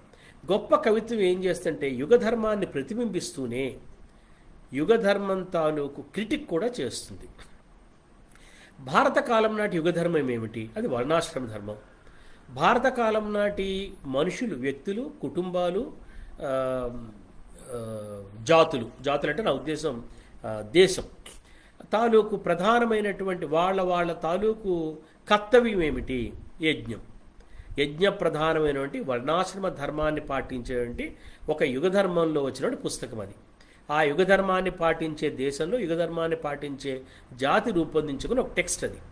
కాబట్టి మహాభారతం కూడా, మహాభారతంలో ఘట్టాలకు ఘట్టాలు, పర్వాలకి పర్వాలు, పేజీలకి పేజీలు, బ్రాహ్మణ క్షత్రియ కులాల్లో ఎవరు అధికులు ఎవరు కాదనే చర్చనే నడుస్తుంది. చాలాసార్లు అది మనకి చాలాసార్లు భరించలేనంత ఆ వర్ణ వైరుధ్యం, వర్ణ వివాదం మనకు కనబడుతుంది పుస్తకంలో. ఇదంతా ఒక జాతి రాసుకున్న టెక్స్ట్ ఇది. మనం ఎవరిని ఒకళ్ళని దీనికి మనం బాధ్యులు చేయలేం. కానీ భారత కారుడు ఒకడు ఉన్నాడే, ఆ కవి ఉన్నాడే, అతను ఎవరో వ్యాసుడు అందాం. ఆ వ్యాసుడుకి ఈ యుగధర్మం పట్ల అతని అంతరాత్మలో యుగధర్మం పట్ల అతనికి నమ్మకం లేదు. యుగధర్మం పట్ల అతనికి ఏమాత్రం సానుభూతి లేదు. అతను యజ్ఞం అంటే యజుర్వేదం ప్రతిపాదించిన యజ్ఞాలు ఉన్నాయి. ఒక భార్య భర్త అగ్నిహోత్రం పెట్టుకుని ఇంట్లో వాళ్ళు కలిసి అన్నం వండుకు తిని ఇంటికి అతిథి వస్తే అతిథికి అన్నం పెట్టడంతో మొదలయ్యే యజ్ఞం నుంచి రాజసూయం, అశ్వమేధం దాకా యజ్ఞాలు ఉన్నాయి. భారతం అంతా, యజుర్వేదం అంతా కూడా చెప్తే యజ్ఞాలు ఎలా చేయాలనేటువంటిది. ఈ యజ్ఞాలన్నిటి గురించిన చర్చ ఏదో ఒక రూపంలో మహాభారతంలో మనకు కనబడుతుంది. యజ్ఞాలకు సంబంధించిన ఘట్టాలు కనబడతాయి మనకి. ముఖ్యంగా గమనించవలసిన ఏంటంటే భారతంలో మూడు యజ్ఞాలు, మొట్టమొదటి యజ్ఞం మొదలు కావటమే సర్పయజ్ఞంతో మొదలైంది ఆ కథ. సర్పయజ్ఞం ఏమిటండి? అశ్వమేధయాగం అంటే మనకు అర్థమవుతుంది. ఎందుకంటే అశ్వం అనేది దాన్ని సింబాలిక్గా తీసుకున్నారు, చేశారంటే అర్థమవుతుంది. సర్పం ఏమిటి? అంతకన్నా వికృతమైనటువంటి ఒక యజ్ఞం తాలూకు అంతకన్నా వికృతీకరించగలిగినటువంటి రూపాన్ని మనం ఊహించలేము. అందుకనే గుజరాత్లో ముస్లింల దాడి జరిగినప్పుడు ఒక కవి దాన్ని సర్పసత్రం అన్నాడు. ఆయన పాముల్ని తగలబెట్టంగా దాన్ని అభివర్ణించాడు ఆయన. సర్పయాగం ఆ యాగం అన్నది ఏమిటంటే యజ్ఞం తాలూకు, యజ్ఞ భావన తాలూకు అత్యంత వికృతీకరణ సర్పయాగం. దాంతో మొదలుపెట్టాడు ఆయన. ఆ మహాకావ్యాన్ని, ఇతిహాసాన్ని దేంతో మొదలుపెట్టాడంటే ఆ సర్పయాగంతో మొదలుపెట్టాడు. సర్పయాగంలో జనమేజయుడు అడిగాడు వైశంపాయనుడు, అయ్యా మహాత్మా చెప్పండి, మా పూర్వీకులు, మా పెద్దలు ఎందుకు యుద్ధం చేసుకున్నారు? సర్వభూతాంత కారణమైనటువంటి ఆ యుద్ధం, సమస్త ప్రాణికోటి నాశనమైనటువంటి ఆ యుద్ధం ఎందుకు జరిగిందని అడిగాడు ఆయన. నేను ఇందాక ఏం చెప్పాను, 39.60 లక్షల మంది పైగా ఆ యుద్ధంలో పాల్గొన్నారని చెప్పాను కదా. ఆ యుద్ధం అంతా అయిన తర్వాత మిగిలిన వాళ్ళు ఎంతమంది తెలుసా? 9 మంది మిగిలారు. 5 పాండవులు, కృష్ణుడు, కౌరవుల తరపున 3 అప్రధానమైనటువంటి సైనికులు అటువంటి మిగిలారు. దాదాపు 40 లక్షల మంది పాల్గొనే యుద్ధంలో చిట్ట చివర మిగిలిన సర్వైవర్స్ 9 మంది మాత్రమే. ఒక మహాయుద్ధం జరిగితే అంతకన్నా దారుణమైన పరిస్థితి కూడా ఊహించడానికి లేదు మనం. అది ఎందుకు జరిగిందని ఎప్పుడు అడుగుతున్నాడు ఆయన? తను ఒక సర్పయాగం మొదలుపెట్టి ఆ సర్పయాగాన్ని ఆపిన తర్వాత అప్పుడు అడుగుతున్నాడు ఆయన. అంటే ఒక యజ్ఞం మొదలవుతున్న యజ్ఞాన్ని ఇట్లా, అది చాలా సటిల్ క్రిటిక్ ఇది. మనం చదివితే ఒకసారి కాదు, 2 సార్లు కాదు, 4 సార్లు చదివితే బోధపడే అంశం ఇది. ఇదేంటి ఇట్లా మొదలుపెట్టాడండి ఈ కావ్యాన్ని అని. మహాభారతం తాలూకు మధ్యలో, ఇది కావ్యాది ఆది, మహాభారతం తాలూకు మధ్యలో ఏం జరుగుతుందంటే ధర్మరాజు రాజసూయాగం తలపెట్టాడు. రాజసూయాగంలో ఏం జరిగింది? శిశుపాలుడు కృష్ణుడికి అగ్రాసనాన్ని ఇవ్వడాన్ని అధిక్షేపించాడు. కృష్ణుడు శిశుపాలుని వధించాడు. అంటే ఒక యాగం జరిగిన ఒక సభలో, రాజసూయ యాగం జరిగిన సభలో, సకల రాజులందరూ కూడా అక్కడ ఉన్న సభలో చివరికి జరిగింది అంటే ఒక వధ జరిగింది. ఒకరిని చంపేశారు. ఎవరెవరిని చంపారు? స్వయంగా కృష్ణుడు తన బంధువు శిశుపాలుని వాడిని చంపేశాడు. అంటే కవి ఏం చెప్తున్నాడు? రాజసూయ యాగం పట్ల కూడా కవి మనకి ఏ విధమైన గౌరవాన్ని మిగల్చడం లేదు. రాజసూయం లాంటి ధర్మరాజు చేసినా కూడా రాజసూయం తాలూకు పర్యవసానం ఇదే అవుతుందా అనే ఒక భావన మనలో కలుగుతుంది. ఇక మూడవది ఏమిటి? కథ అయిన తర్వాత అశ్వమేధ యాగం. యుద్ధం అయిన తర్వాత ధర్మరాజు అశ్వమేధ యాగం చేశాడు. ఎందుకు చేశాడంటే రకరకాల కారణాలు అనుకోండి. అశ్వమేధ యాగం చేసిన తర్వాత అంతా ఆయన ప్రశంసిస్తూ ఉండగా ఒక ముంగిస వచ్చి ఆ సభలోకి వచ్చి నవ్వింది. ఎందుకు నవ్వుతున్నానంటే చెప్పింది, అయ్యా ఒకప్పుడు ఒక కుటుంబం గురించి చెప్తే, ఆ కుటుంబం నక్తుప్రశ్న అనే ఒక కుటుంబం గురించి చెప్తూ వాళ్ళు ఆ మొత్తం తల్లి తండ్రి కొడుకు కోడలు ఆకలితో ఉన్నారు, వాళ్ళకి తిండి లేదు, కరువు వచ్చింది, వాళ్ళకేదో అతి కష్టమే దీన్ని పేలాలు దొరికాయి, వాళ్ళు ఆ పేలాలతో పేలపిండి చేసుకున్నారు, ఒక్క ముద్ద చేసుకున్నారు, ఒక్క ముద్ద నలుగురు పంచుకుని తిందామనుకునే లోపు నేను అక్కడికి వెళ్ళాను, నాకు ఆకలిస్తుందని కాదు, ఒక ఆయన వెళ్ళాడు, ఒక అతిథి ఆకలిస్తుందని చెప్పాడు. చెప్పినప్పుడు వాళ్ళు ఏం చేశారంటే ముందు తండ్రి నేను వృద్ధుణ్ణి, నేను చనిపోయినా పర్వాలేదని తన వంతు ఇచ్చాడు, అదో తల్లి ఇచ్చింది, కొడుకు ఇచ్చాడు, కోడలు ఇచ్చాడు. ఆ విధంగా నలుగురు కూడా తమ వంతు ఆహారాన్ని అతిథికి ఇచ్చేశారు. ఆ అతిథి ఆ ఇచ్చిన ఆ పేలపిండి ఆ ముద్ద తిని చేతులు కడుక్కున్నాడు. నేను వెళ్ళి ఆ నీళ్లల్లో పొర్లితే, నీళ్లు కొద్దిగానే ఉన్నాయి, పొర్లితే నా ఒకవైపు అంతా కూడా బంగారంగా మారిపోయింది, ఈ రెండవ వైపు బంగారం కావడం కోసం నేను ఈ అశ్వమేధయాగం చేసిన ఈ యాగశాల అంతా పొర్లుతున్నాను, నేను ఇప్పటిదాకా నా రెండవ వైపు బంగారం కాలేదు అని చెప్పింది. అశ్వమేధయాగాన్ని కూడా కవి క్రిటిక్ చేస్తున్నాడు. సర్పయాగంతో మొదలుపెట్టాడు, రాజసూయ యాగం తాలూకు పర్యవసానంగా ఒక హత్య, సొంత బంధువు, అది అదంతా ఒక చాలా భీభత్సమైన దృశ్యం అది. ఇక అశ్వమేధయాగం అనేది అవహేళనే, యాగం తాలూకు అవహేళనే. పోని యుద్ధం అనేది, కురుక్షేత్ర యుద్ధం అనేది శస్త్రయజ్ఞం అని అనుకుంటే ఆ యుద్ధం తాలూకు పర్యవసానం ఏమిటండి? అశ్వత్థామ అన్నవాడు వెళ్ళి గర్భస్థ శిశువు మీద బ్రహ్మాస్త్రం ప్రయోగించాడు. అది దాని తాలూకు చిట్ట చివరి పర్యవసానం. అంటే ఆయన ఏం చెప్తున్నాడు కవి? తన వర్ణాశ్రమ ధర్మాల గురించి మాట్లాడుతూ, యజ్ఞయాగాదుల గురించి మాట్లాడుతున్నటువంటి పుస్తకం తాలూకు ఎసైడ్ పక్కగా ఇదంతా చెప్తున్నాడు. కానీ పక్కగా బాబు విను, ఇదిగో చూడు ఇలా అవుతోంది అని రెండవ సందేశం చెప్తున్నాడా? మరి యజ్ఞం కాదు, యజ్ఞయాగాదులు కాదు, వర్ణాశ్రమ ధర్మాలు కాదు, ఏది ఈ మానవ జాతిని నిలబెడుతుంది, సంఘాన్ని నిలబెడుతుందని అంటే ఆయన పదే మూడు మాటలు చెప్తూ వచ్చాడు. మొదటిది దానం, రెండవది సత్యం, మూడవది తపస్సు. సత్యానికి కూడా మొదటి స్థానం ఇవ్వలేదు ఆయన. మొదటి స్థానం దానానికి ఇచ్చాడు, రెండవ స్థానం సత్యానికి ఇచ్చాడు, మూడవ స్థానం తపస్సుకి ఇచ్చాడు. కాబట్టి ఎలా అయితే బుద్ధుడి తాలూకు దర్శనం మొత్తం, బుద్ధుడి తాలూకు బౌద్ధ మతం మొత్తం, బౌద్ధ సాహిత్యం మొత్తాన్ని మనం మూడు మాటల్లోకి కుదిస్తే శీలము, సమాధి, ప్రజ్ఞ అనే మూడు మాటల్లో కుదించవచ్చు. అలాగే మహాభారత సందేశం అంతా ఏమిటయ్యా అంటే దానం, సత్యం, తపస్సు. ప్రతిసారి మహాభారతం చదవండి మీరు, ప్రతిసారి ఒక వర్ణాశ్రమ ధర్మం గురించి కానీ, ఒక బ్రాహ్మణాధిక్యతో, క్షత్రియాధిక్యతో ఏదో ఒకటి ఆ సమయానికి, ఆ సందర్భానికి ఏదో ఒకటి ఉగ్గటించిన వెంటనే, ఒక యజ్ఞం గురించో ఒక యాగం గురించో మాట్లాడిన వెంటనే ఒక కథ చెప్తాడు. ఆ కథ ఏముంటుందంటే అందులో ఇవేవి కావరానైనా ముఖ్యమైనది ఏమంటే దానం. ధ్యానం అంటే త్యాగం. ఎందుకు? ఉపనిషత్తులు చెప్పే త్యాగే నైకేనేవ అమృతత్వ మానసం. ఒక్క ధనం వల్ల కాదు, ప్రజల వల్ల కాదు, సంతతి వల్ల కాదు, దేని వల్ల కాదు, మనిషికి అమృతత్వం సిద్ధించేది కేవలం త్యాగం వల్ల మాత్రమే, త్యజించడం వల్ల మాత్రమే. తేన త్యక్తి అయిన భుంజీదా, నిన్ను నువ్వు త్యాగం చేసుకోవడం ద్వారా అనుభవించు అని చెప్తున్నాయి ఉపనిషత్తులు అన్నమాట.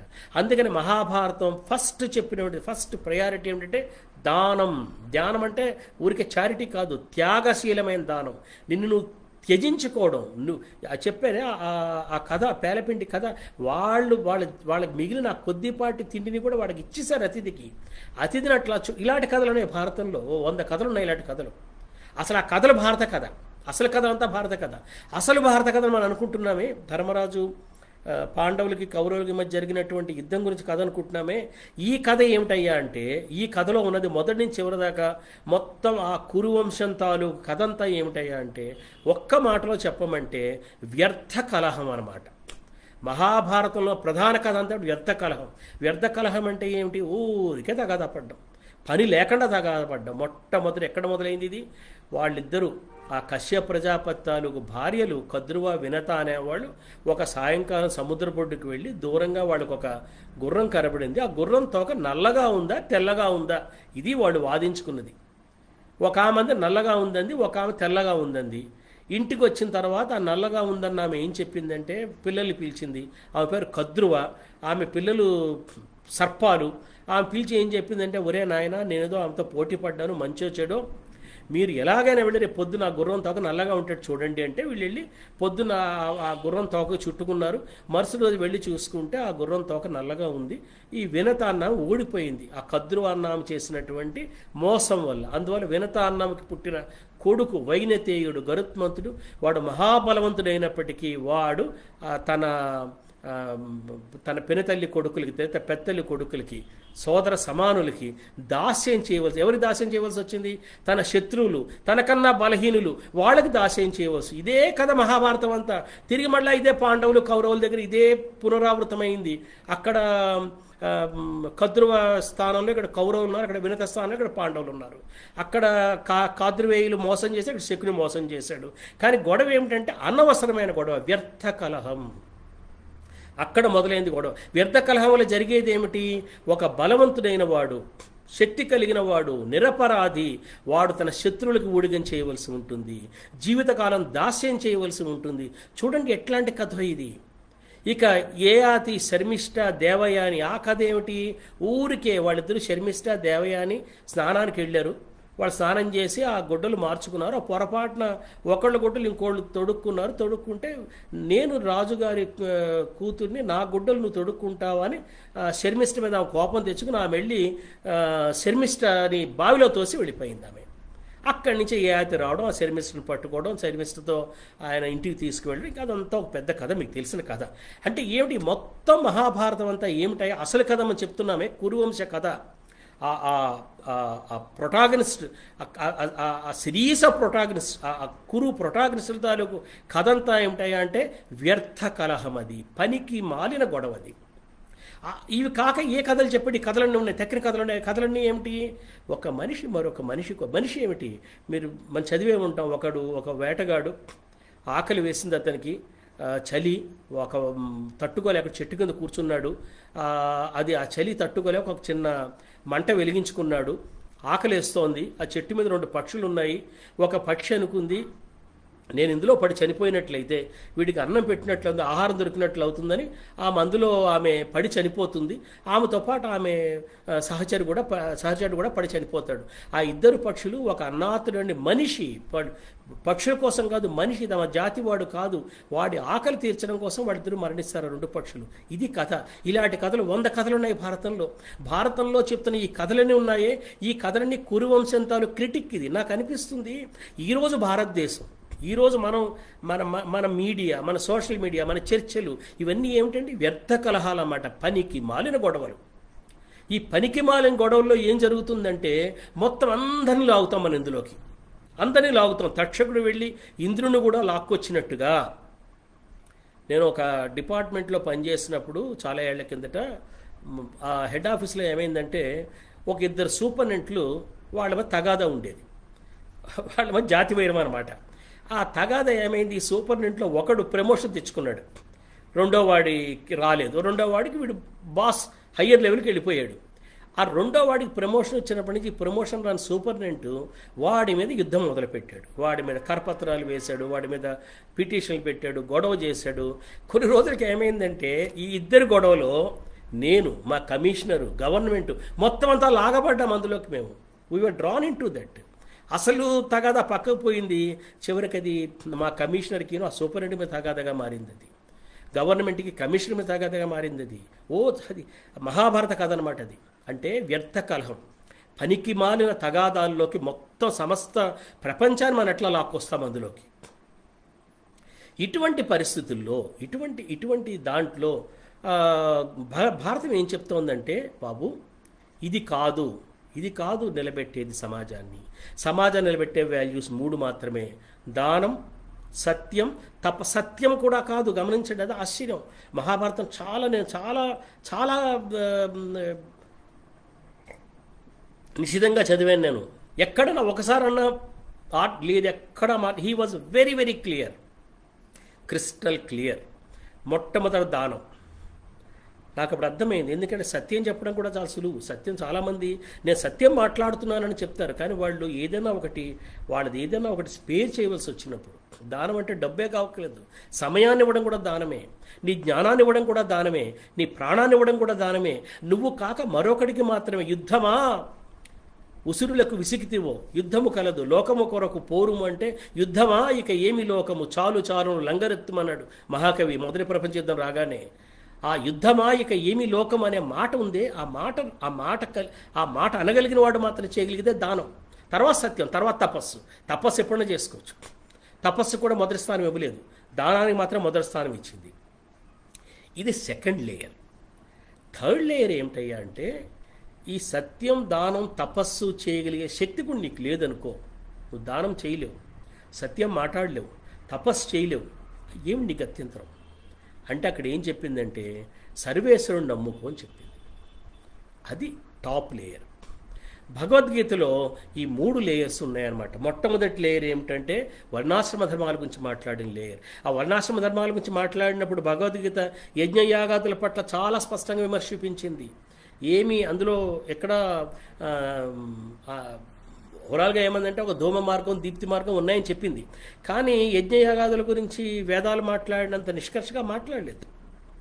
రెండవ లెవెల్లో ఈ దానం తపస్సు, దానం సత్యం తపస్సు వీటి గురించి మాట్లాడింది. థర్డ్ లేయర్లో ఏం చెప్పిందంటే వీటిని కూడా దాటినోటి స్థితిలో, వాటిని కూడా దాటిన స్థితిలో ఇవన్నీ వదిలిపెట్టు, సర్వేశ్వరుడు నమ్ముకుంటే చాలు అని చెప్పింది. ఇదిగో ఈ మెసేజ్ని బైరాగి తాను తీసుకున్న స్కీమ్ ఆఫ్ థింగ్స్లో ఆయన ఎట్లా కలిపాడో చూస్తే ఆశ్చర్యం అనిపిస్తుంది అనమాట. ఎలాగా?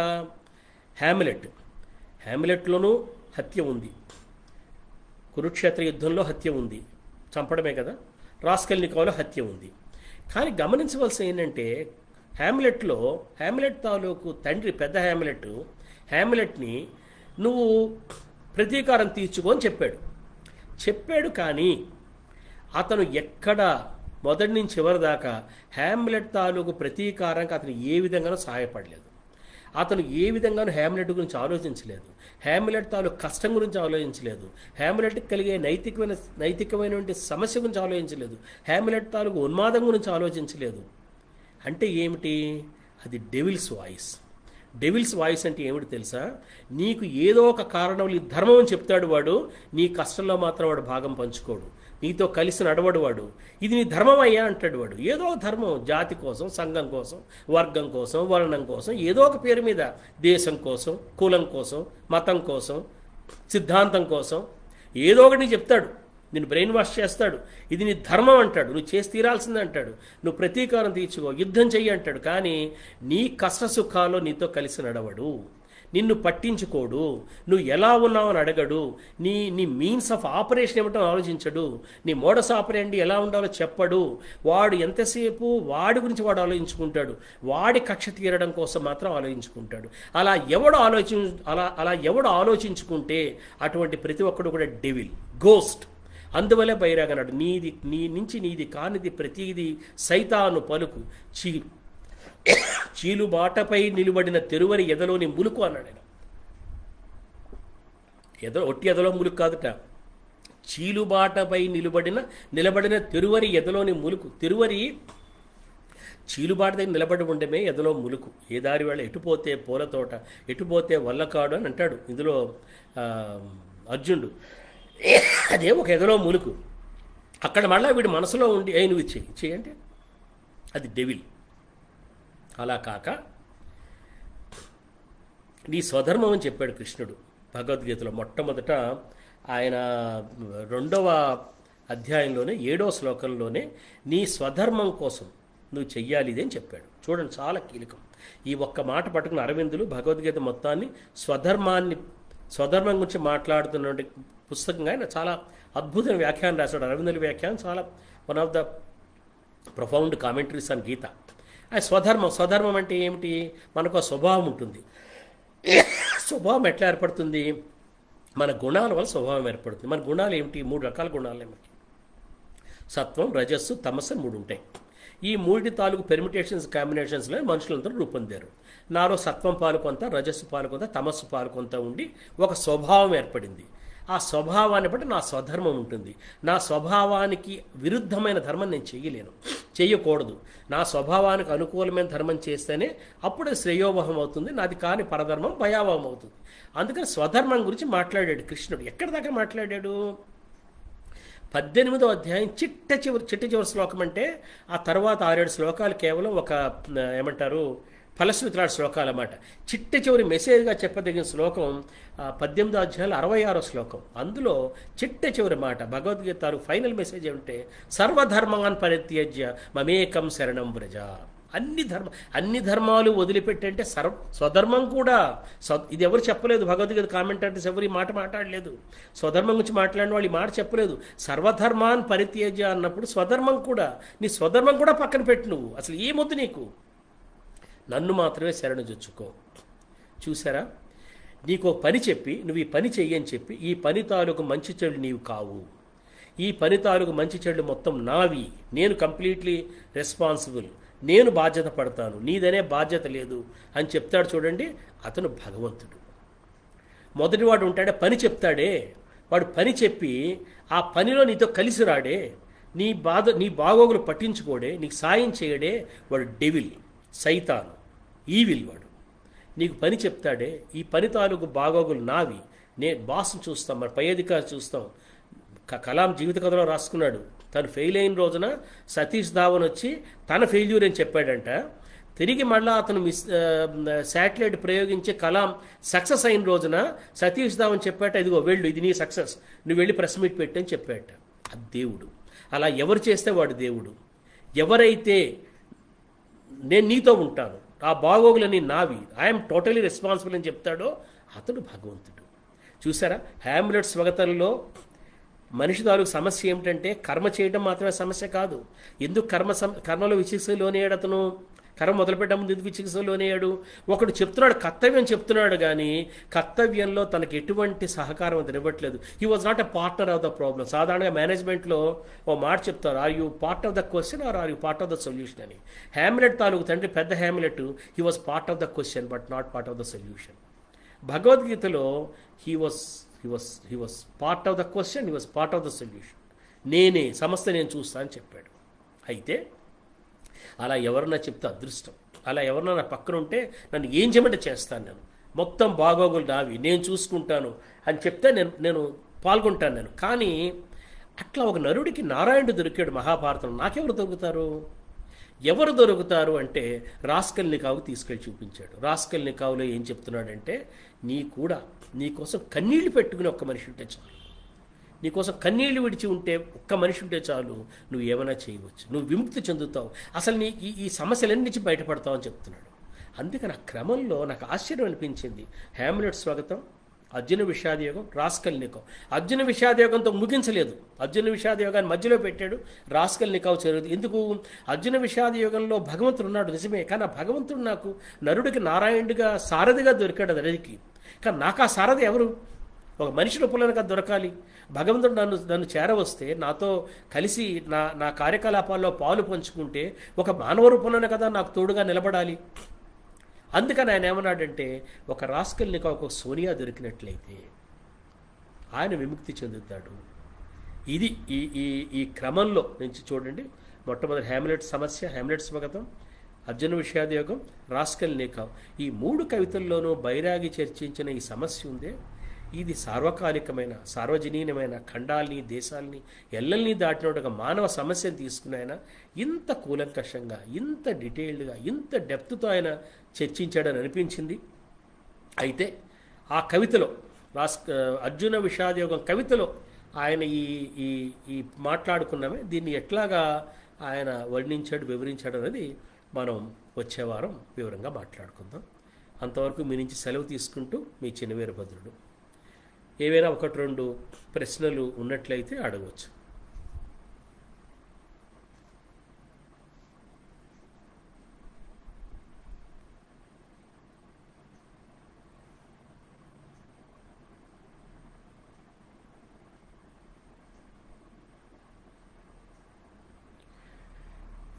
చాలా సంతోషం. యథార్థంగా నేను ఒక్క ప్రసంగంలో దీన్ని పూర్తి చేద్దాం అనుకున్నాను, కానీ మహాభారతం గురించి, భగవద్గీత గురించి నా అభిప్రాయాలు, నేను అర్థం చేసుకున్న తీరుని ఎంతో కొంత నేను ముందు ప్రస్తావించకుండా అర్జున విషాద యోగంలో బైరాగి ఎక్కడికి తీసుకువెళ్ళాడో చెప్పడం సులువు కాదనిపించింది. అందుకని ఇది వివరంగా చెప్పాను నేను.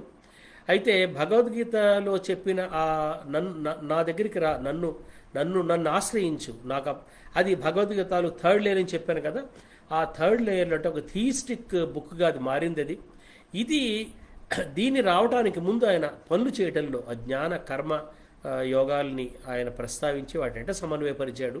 ఈ జ్ఞాన కర్మయోగ సమన్వయం అంతా కూడా హ్యామ్లెట్ స్వాగతంలో చేశాడు బైరాగి. అర్జున విషాద యోగం దాకా అట్టే పెట్టలేదు. అర్జున విషాద యోగంలో దాన్ని తీసుకోలేదు. దేన్ని తీసుకున్నాడంటే అసలు ఏ పని చేస్తే నన్ను రాబోయే తరాల వాళ్ళు గుర్తుపెట్టుకుంటారు అన్న ప్రశ్న వేశాడు. దాన్ని ఎట్లా చర్చించాడో మనం వచ్చే వారం మనం వివరంగా మాట్లాడుకుందాం. అంతదాకా మీ నుంచి సెలవు తీసుకుంటూ మీ చెనివేరు పొద్దుంటూ మీరు చాలా ఆసక్తిగా, ఎంతో ఇష్టంగా ఈ ప్రసంగాలు వింటున్నా. నాకు చాలా సంతోషంగా ఉంది. మీ ఆసక్తి, మీ ఇష్టం వల్ల నేను చదువుకున్న చదువుకి వినియోగం కలుగుతోంది, భావన కలుగుతోంది. మీకు ముఖ్యంగా భగవంతుడికి నమస్కరిస్తున్నాను. ధన్యవాదాలు.